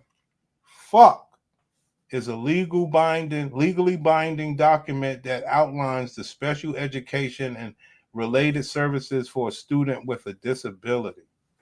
Dang. Fuck. And Umar makes his bones on that shit. You understand? He knows that it's running rampant. You know? This fucking bitch in my building, B. She got this tall ass autistic baby, yo. You know? I'm like, dang. So hard. It's got to be hard on these sisters. I mean, they still find a way to fucking do other shit, but still. I mean, like, what's better than telling a child, yo, go to your room? You know what I mean? And everything, you know, you ain't got to worry about no wild shit, you know? Get out of my face. Go sit your ass down. You know? And you know that everything's okay. That's all any mother or father would want. Told me his teacher. She was very welcoming. I told her that Malachi needs a lot of accommodations. And No. It's way more. You would want more than that. You want your child to go to school, be on the honor roll. Let's not get it fucked up. You want your child to not be on the honor roll, not because he's incapable. You want him to not be on the honor roll because he acting like a fool and, you know, getting in trouble. So you don't want the boy to be stupid at all. You done, did homework and you done, your baby is regular. IEP has not been set up yet. And she was just like, I promise to make sure he's comfortable, and I'll make sure that the IEP coordinator or whatever, I don't know his position, but the man who knows how to deal with special needs people or autistic kids, make sure he comes in the classroom when Malachi is having a big moment or big feelings or whatever, which is a meltdown. I mean, that was pretty much it. I didn't. It's tough, man. I mean, it's tough on these sisters, King. Like, I'll give them that. As an autism mom, It's been a rough several weeks for me. Honestly, it's been a rough 15, 16 months for me. I am back to doing weekly therapy, sometimes twice a week, and that's helpful. My son has autism. I have ADHD, and I'm autistic as well, with a host load of trauma that I am still working to heal from at the age of 31. And I say all this to say that because I had all these dreams of, like, if I ever became a mom, like the type of mom that I would be, and all the things that I wanted to do. And I feel like I'm not able to be that mom for a lot of reasons. Money, my health, and just like the lack of support that I have. My son goes with his dad, like usually always on Sundays, and then like sometimes I'll get him Saturdays. And so he's getting him today around 4. And like yesterday I was maxed out. I was in bed all day. And today I feel the same way. And my son. Hold on, yo, this ain't funny. But yo, homie said, bitch, you are sick. I'll take my baby, whenever the right time is, but me and you, we are done. Homie said, I can't deal with this. Homie said, I'm not dealing with my baby with you. Okay? You done acted out way too many times. And she knows she ran that man away. And like yesterday I was maxed out. I was in bed all day. And today I feel the same way. And, my son having to spend all day yesterday, like with me in bed and him like playing on his phone, playing games, playing with his toys, doing stuff. Like we were in the house, so we wanted to get out of the house. And I just like don't have it in me to like be outside right now, like pain and just a bunch of different things. But I know that like, I've reached my max, Oh shit, Disagreeable said it earlier. The women held that baby hostage. They hold these baby hostage. Ain't this a bitch? That I'm ready for his dad to come get him, that I need like a break. And he was just asking me like a bunch of questions. He has a repetitive speech pattern and he repeats the same things over and over and over and over again. But he always talks about like So the baby speaks, but he just keep asking this psycho bitch.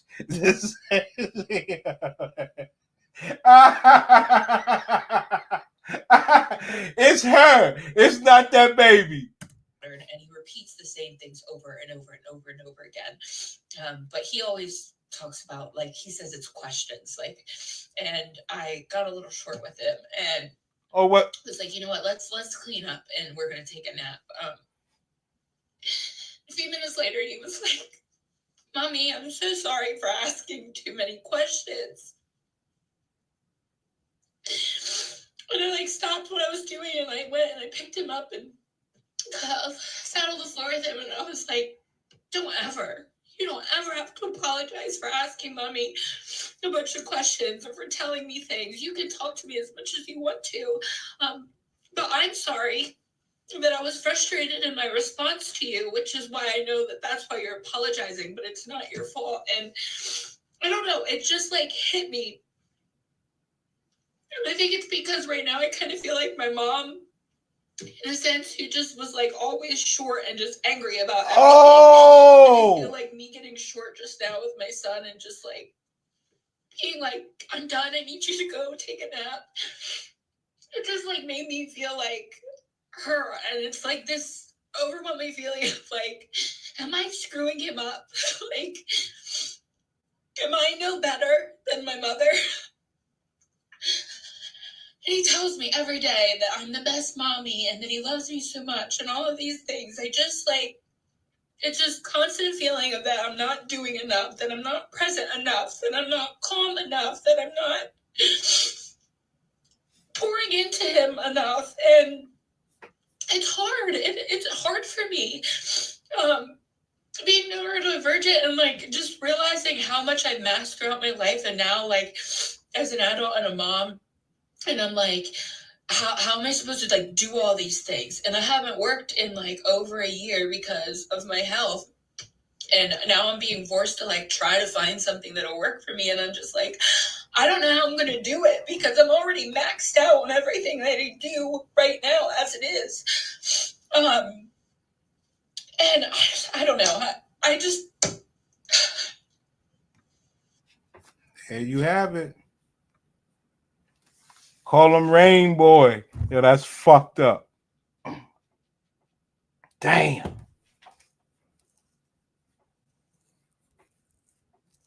This bitch is she is batshit crazy. That's why that man left her ass. That's what happened. You know that man left her. Come on now. She's crazy.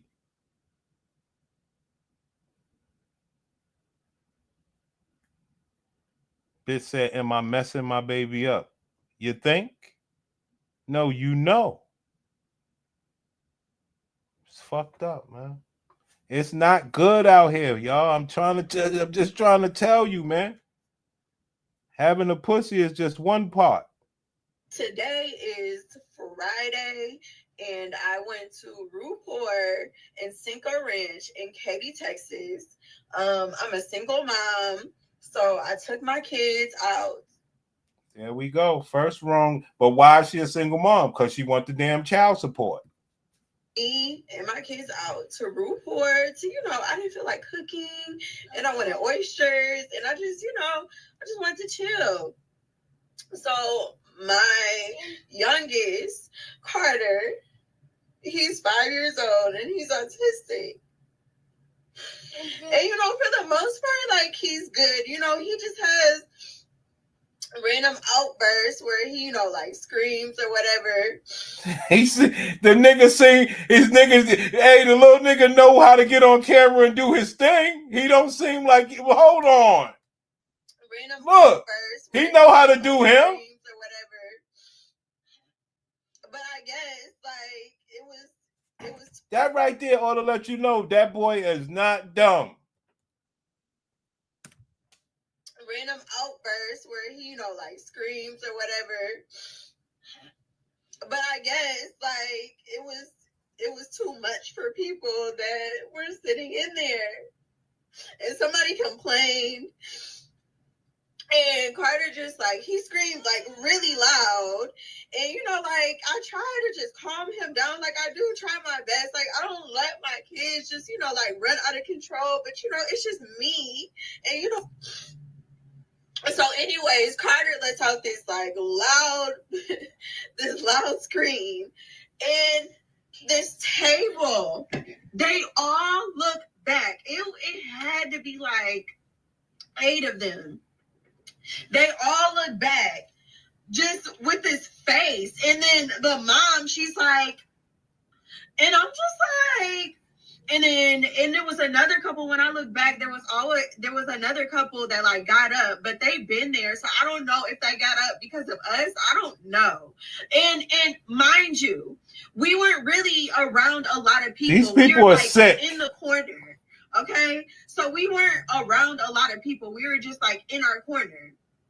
And so, anyways, he lets out this scream, and then like the whole table looks and stares. And it was just like,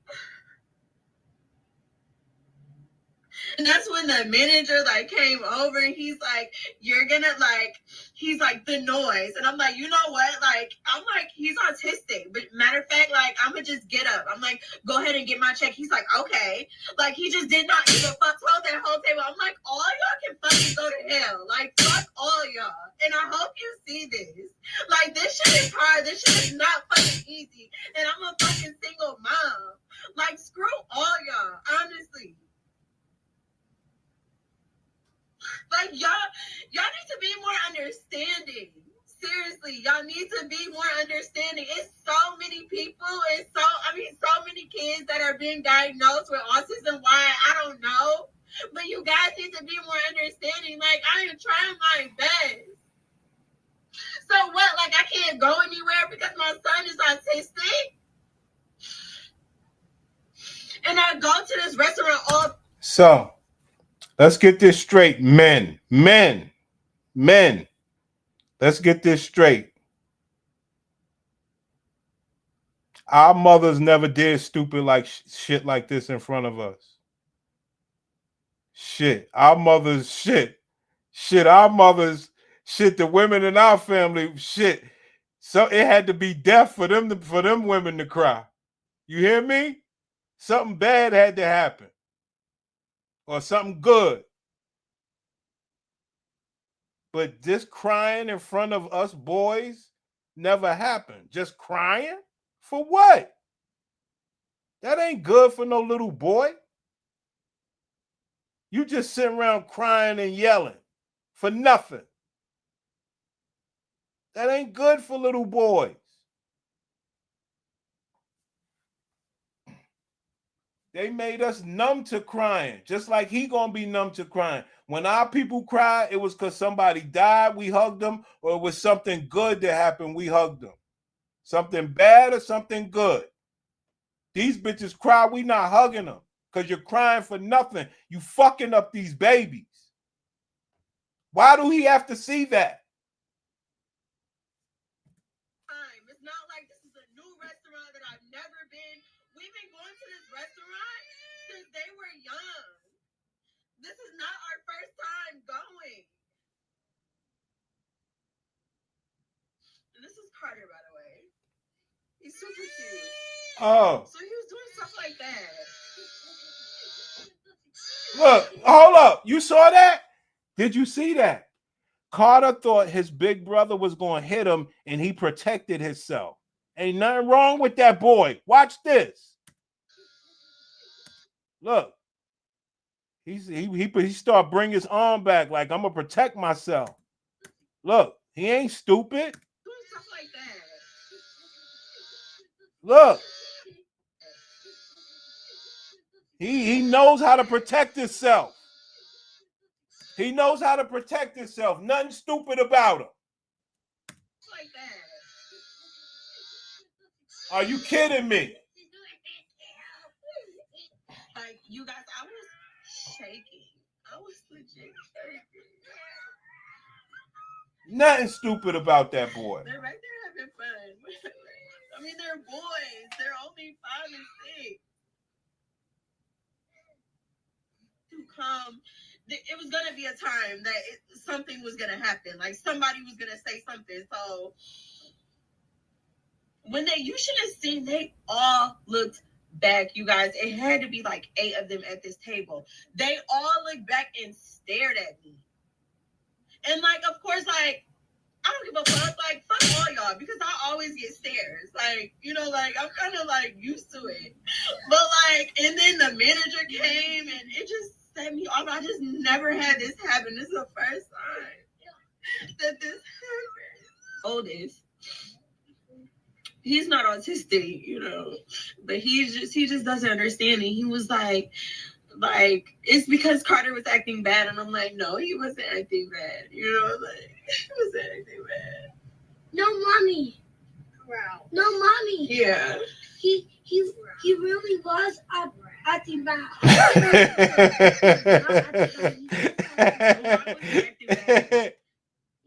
screamed the whole time they looked at you. That's why. These babies are not dumb. These babies are smart. Are you kidding me? Come on, man. Fucking having a fucking conversation with a little kid that ain't fun and disciplined. Are you kidding me? This is what's happening to our babies. Shit ain't right, son. She's sitting around crying. Bitch, get a man.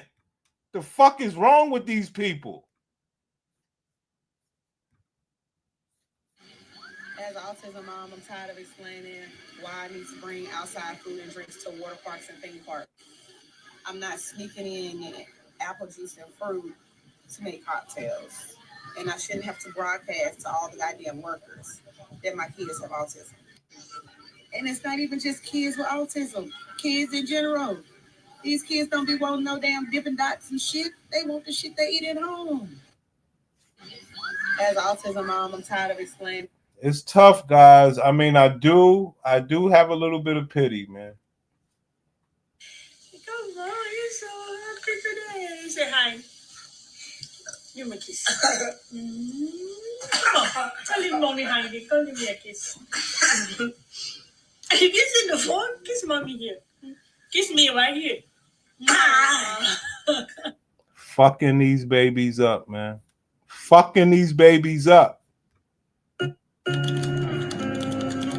All right, let's move on. Let's move on. That was fun.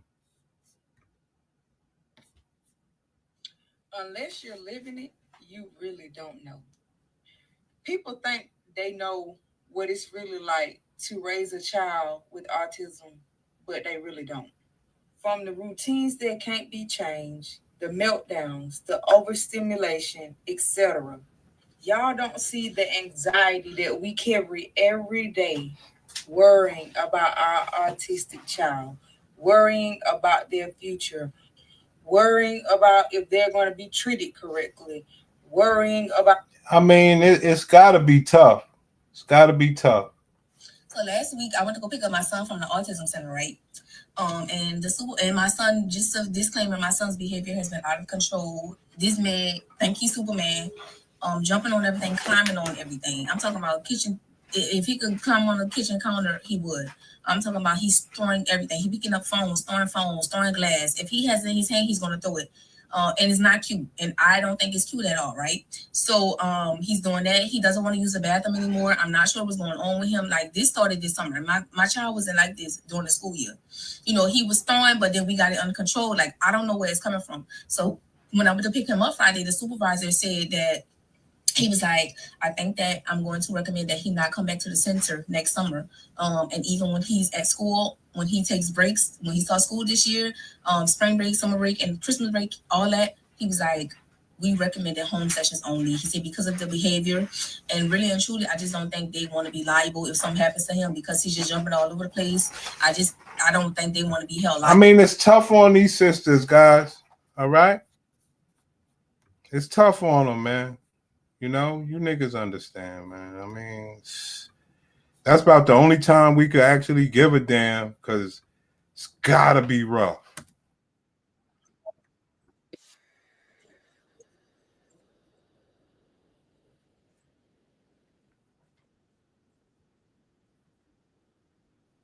was back on this ovary. Well, I went to the doctor, and at this time I was uninsured because I had lost my job. I just wanted to get a little checkup just to see what was going on. The doctor did say that she felt some fullness on a pelvic exam on my right side and was recommended that I get an ultrasound. Again, at that time I wasn't working. I didn't have insurance. An ultrasound was not something that I could necessarily bring into my budget at that time. So I opted to wait. Fast forward, once I started working and got benefits again, early August, I decided to go get it checked out. Now, I went to a different OBGYN than what I normally go to because I decided that I wanted my healthcare team to be all people of color, preferably Black doctors, Black everything. That's just my preference. I'm a Black woman. I feel like having a provider that looks like me, is like me, knows what goes on with our bodies and how different it is from, other ethnicities. I wanted to have a Black OBGYN because my previous OBGYN was not. So I went to this new doctor's office. I got the ultrasound. I found out that I had a cyst on my right ovary. They said it was a cluster of cysts, probably like 3 to 4, with the largest being around 5 centimeters. Side note, they said that it was a follicular cyst, which follicular cysts are usually fluid filled. They can go away with a couple cycles of your menstrual period. And a lot of times women don't even know that they have them. They kind of resolve on their own. Since mine was getting to a larger state, they wanted to do some follow-up testing. So they decided to do a Roma test, which was to test for any malignancy, cancer markers, just to make sure it wasn't anything else going on with it. Because outside of it looking like a follicular cyst, there were also some changes to it where they now labeled it a complex cyst. Again, so they wanted to do some further testing. So I got the Roma test, which is a blood test, and then I never heard anything back from this doctor's office. When I say I never heard anything back, I sent messages on the patient portal, a couple of them. I called the office, left messages. Nobody never got back to me to this day. Now, usually no news is good news when it comes to lab tests. However, with this office, in my experience, I had a lab test that was abnormal and nobody called me. The only way I was able to get somebody to look at my test was when I went into the office and I said, hey, I had XYZ done. It was for a UTI, like I had a UTI. There we go. I had a UTI. I had a UTI, guys. I had a UTI. So you got cysts, you got a UTI, you got stuff starting to mount up. I said, hey, I got XYZ done, and I never heard anything about it. Was everything okay? And then it was like, no, it wasn't. So their track record was pretty bad. So after not hearing from this doctor's office, I said, you know what? Let me go back to my original OBGYN that I've had since I've lived in Atlanta, which, like I mentioned, was not somebody who looks like me. However, when I say that this office, my nurse practitioner and my doctor at this office are so thorough, they listen to me, they explain everything so well. Roma test that I have an MRI to kind of look at it, get some better pictures of it, and then we'll discuss surgery options after that. Okay, cool. I don't really want to have surgery, but at this point, I'm like, okay, it's uncomfortable, it's growing, it's not getting any smaller. We've got to do something, right? So I'm waiting to get my MRI, which is actually tomorrow. And in the meantime, last week, I had a trip to the emergency room. If you didn't see my last video, at the end of it, I talked briefly about going to the emergency room for some pain. Well, when I tell you that was the worst emergency room experience I have ever had in my life, it was the worst, the absolute worst. And here's why. I was at home carving pumpkins, enjoying my life, when I started to have some cramping. Granted, this was my first day of my cycle, and typically the pattern has been I'll have ovulation pain and I'll have cramps the first day of my period. So this was right on track, having cramps. However, these cramps were very intense. It was so intense that I had to stop carving my pumpkin. I finished it, but I was trying to clean it out. I was over the sink, rinsing out like just rinsing it off. And it's like, I couldn't do it no more. I had to go sit down. I came and sat down on a couch. I couldn't get comfortable in any position. I got upstairs. I was like, let me go take a shower. A nice hot shower always makes me feel better. So let me go take a shower. I took a shower. I put on some pajamas, more comfortable clothes. Granted, my shower was like 2 minutes because I couldn't stand to be in there for that long. But then after I got out, I just could not get comfortable. It was intense. No position was right. It was to the point where I was crawling on the floor like I was in a lot of pain. And my doctor had told me, since my cyst was a little bit larger, there's a chance for a rupture, and then there's a chance for a rupture, and then there's a chance that it could twist and cut off some blood supply. If I ever was to experience any type of extreme or excruciating pain, it could be a medical emergency, and then I would need to go to the ED. So there you have it, guys. All right. What have we learned? She had a condition with her box. She didn't know what options to take because she's a gladiator. She believes she could tough it out. Okay. So when the pain came, it's not something that she did not know was coming her way. Okay. She knew this was coming. That's what we've learned so far. while I'm going through all of this, I'm like, is this what she was telling me about? Like, is this that pain? Like, am I tripping? Is the pain really as bad as I think it is? Like, I was so trying to figure this out in my head. Like, I didn't really know what was going on.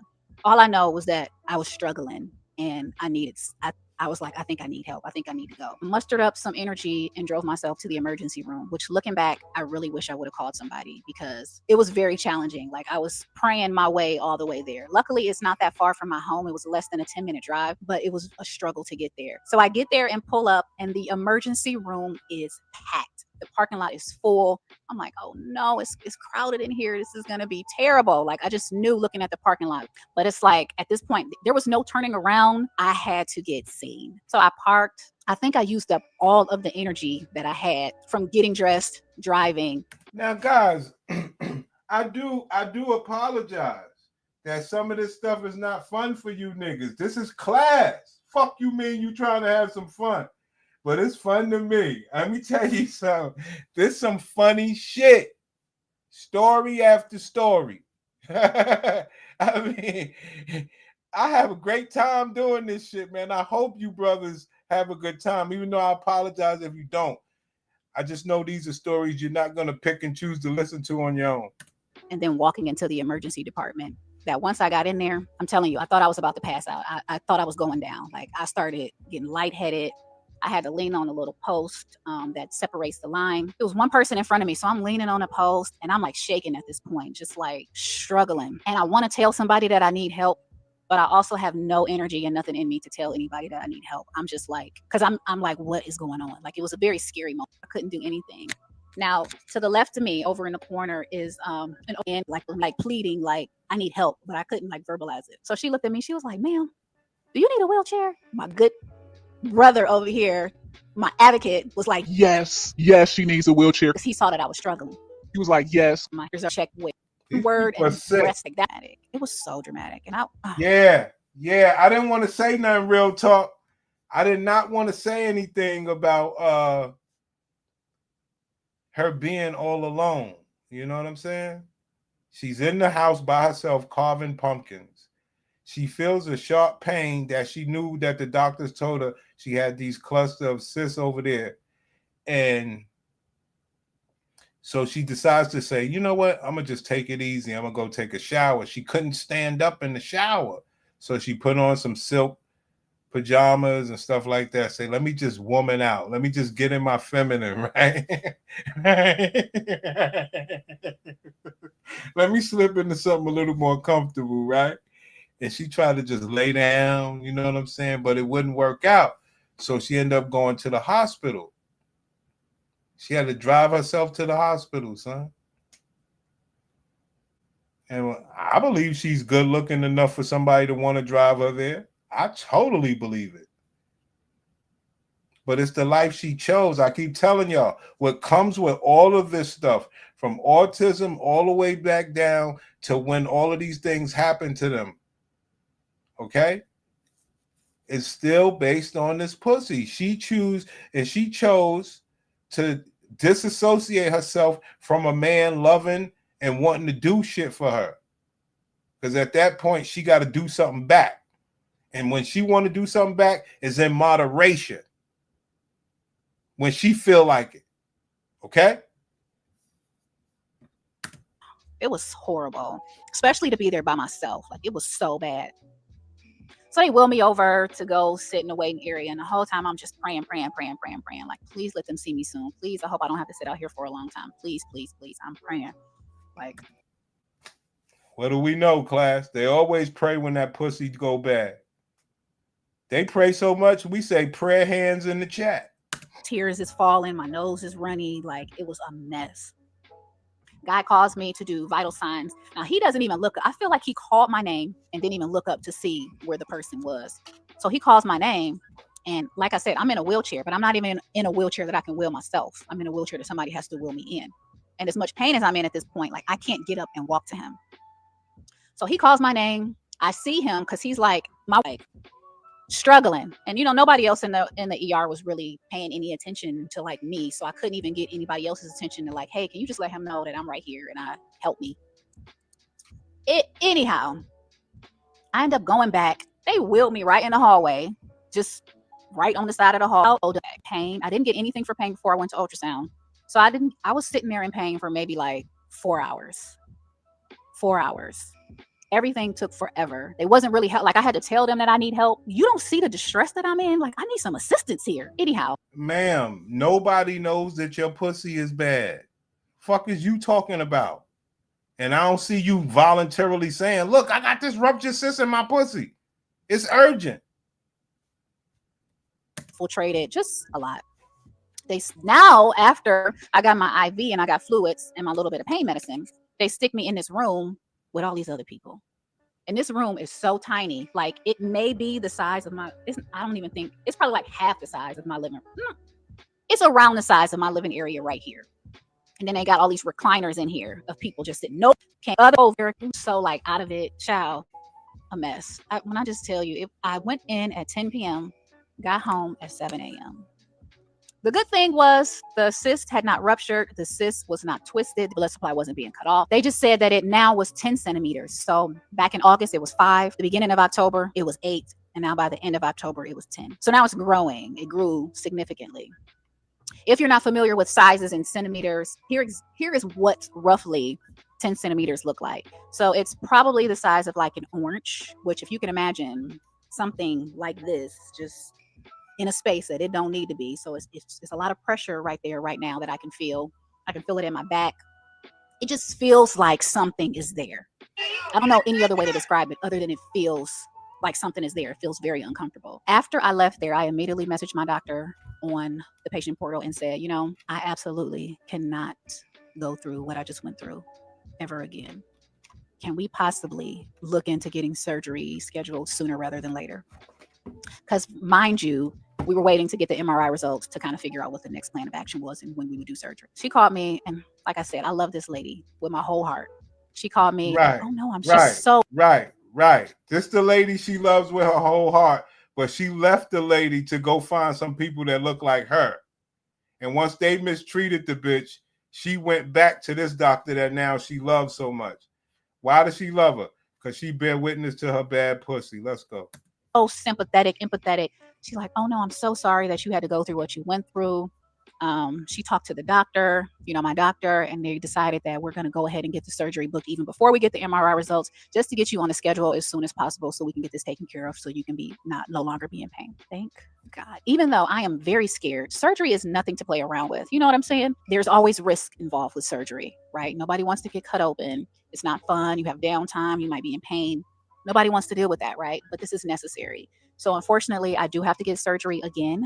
And my surgery is actually scheduled for next Friday. In context, today is Monday. So next Friday, I'll be getting my surgery. Tomorrow is my MRI. And then Wednesday is my pre-op appointment. So I really just wanted to share this experience with, other women that may be going through this, that may have never experienced anything like this, that may have questions, may be uneasy, maybe need to see somebody who looks like them. Maybe you look like me. Whatever the case, I always want to share my stories and when I go through stuff like this. So, class, the question is, as nice as you may think this woman looks, right? Do you think she is happy with the state of her pussy at this point? Okay? Do you think she's happy with the state of her pussy? That's my question. So, yeah, she might look good, but do you think she's happy? Fuck whether you're happy with it. Do you think she's happy, with the state of her pussy? That's what I asked to the class. All right? See, because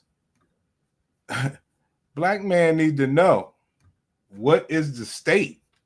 Like, it ain't what we think about it, it's what they think about it. You know?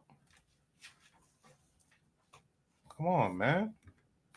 If we can't get that sort of like read on what we're dealing with, we're way behind, players. You know? We're behind. And these bitches get to talk to us crazy. Black women are the most disrespected group of people in America. Again, Black women are the most disrespected group of people in America. It happens time and time again.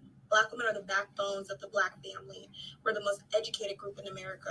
We probably have the most passive income in America, or disposable income in America, but yet we are still the most disrespected group of people in America.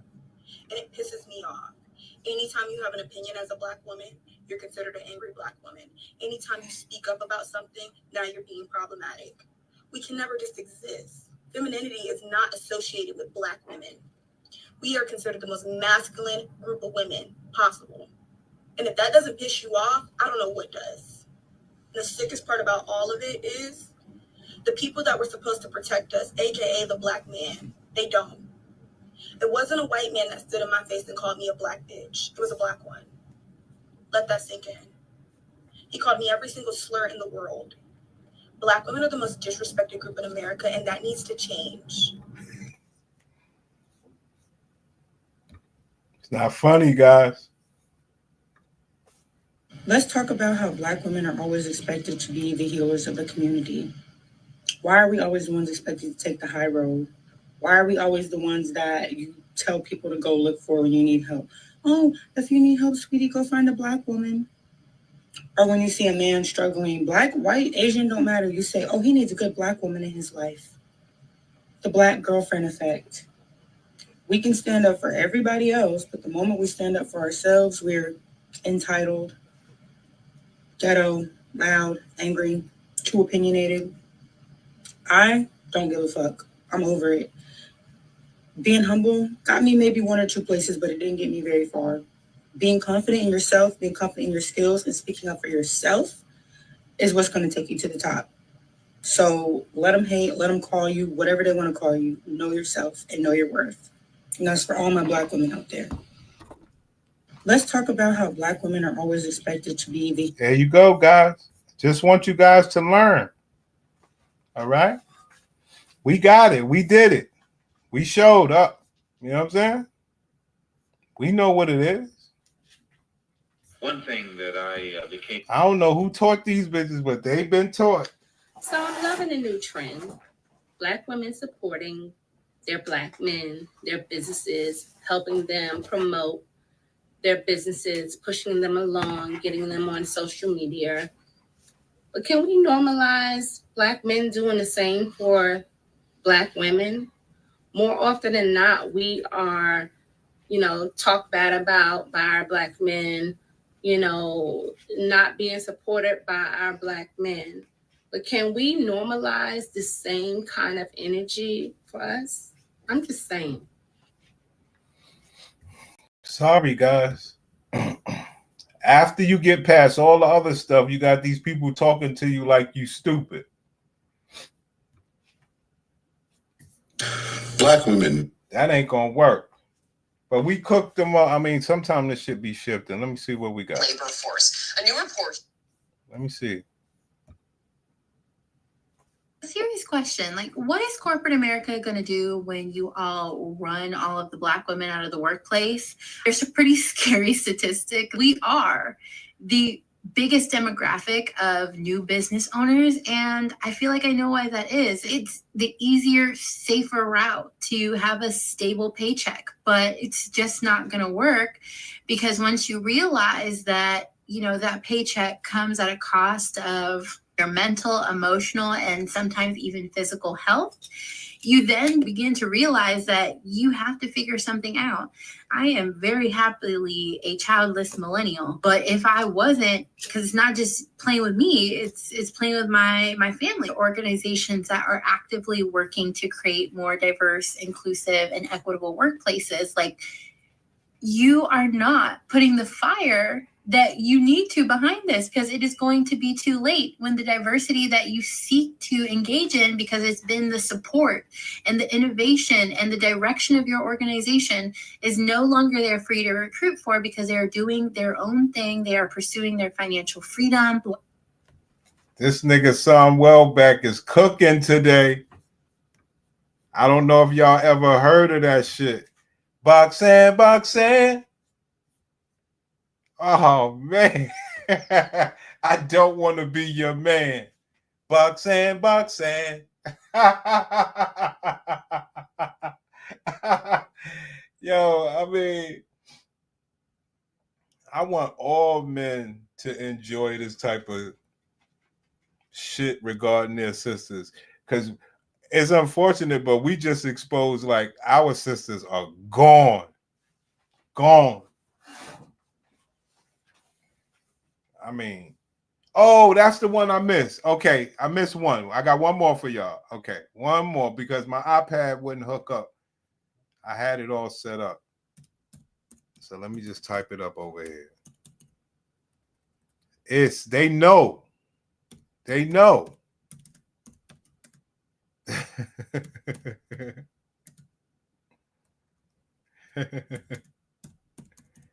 It's so messed up, man, what they did to my sisters, B. Why black girls are the least desirable by most men is because they're the most masculine. They act like boss bitches, which most men are not attracted to. Most men, again, like submissive girls. You guys realize that we don't care though, right? No, I'm saying no, but the thing is... I know, but I'm just saying, like, as a black woman, we don't care. Black guys, they go for white girls, man. They go for white girls and Latinas for a reason.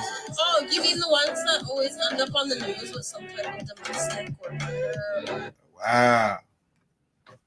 This comment was so interesting. Let's talk about it.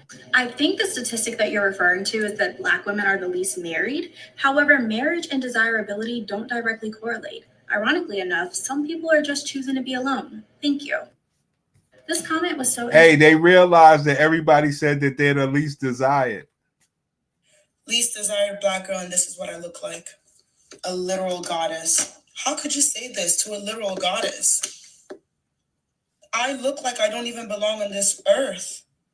How could you leave a comment like this about me? Me, a goddess. You're funny. You're hilarious. You're so funny. Least. There you go. You know, I never understand when people try to do that whole, like, black women are the least desirable, like, nobody wants you, or act surprised, like, that somebody's dating a black woman. Because I swear to God, I've never had an issue. Like, I've never had an issue pulling any race of men. Like, if any... They know. They know, son.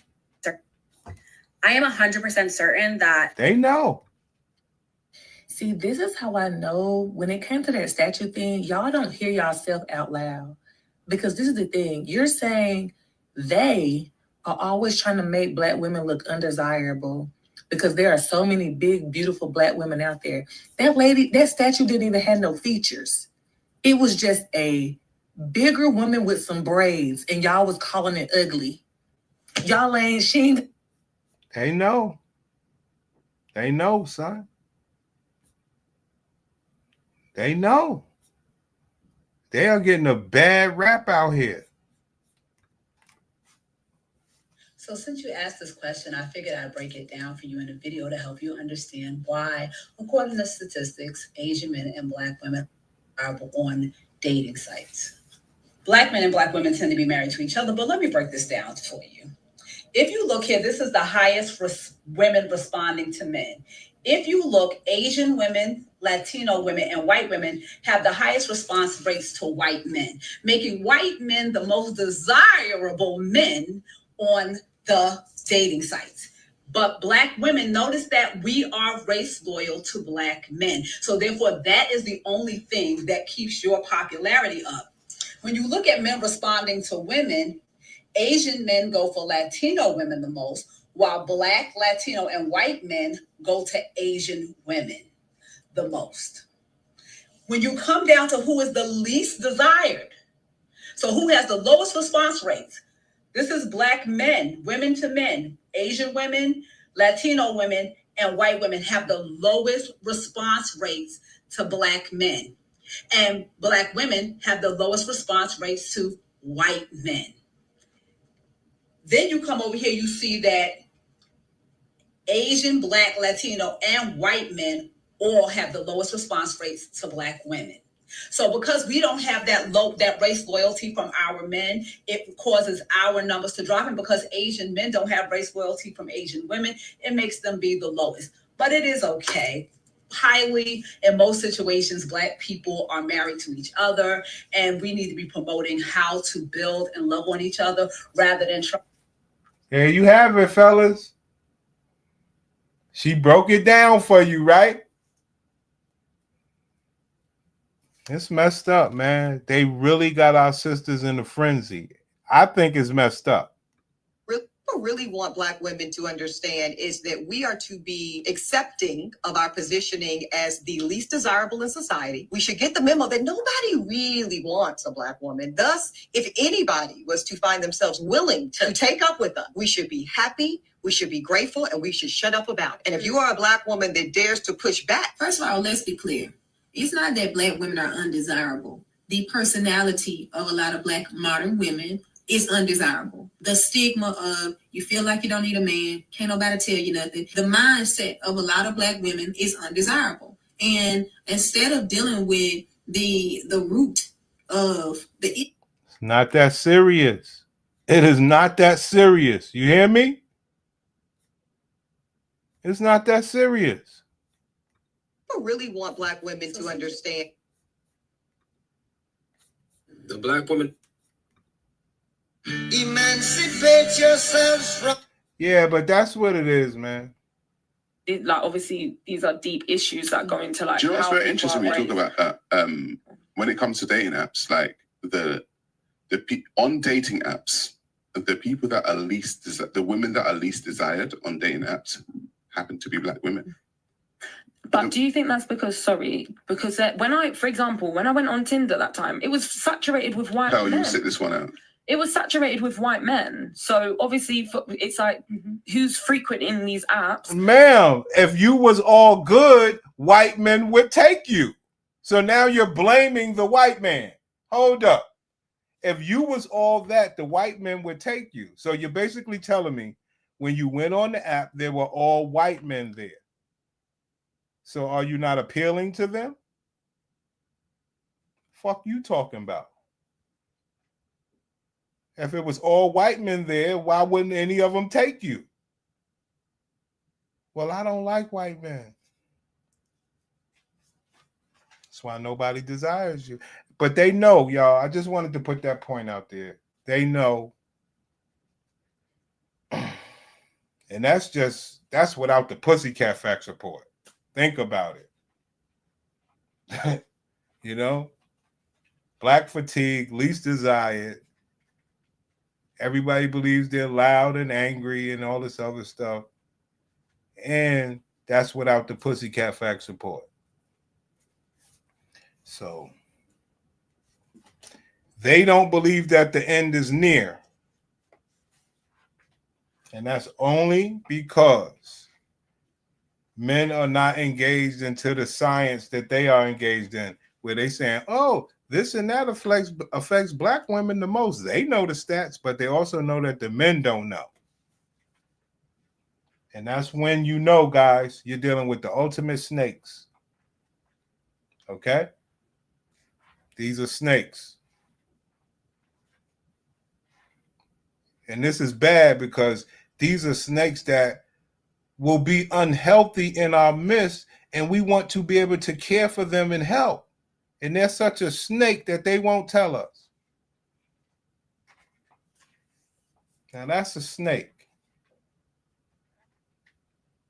All right? So, yeah, I'm going to get up out of here, man. I'll come back later, man. Thank you, people, man. I'll find some other stuff.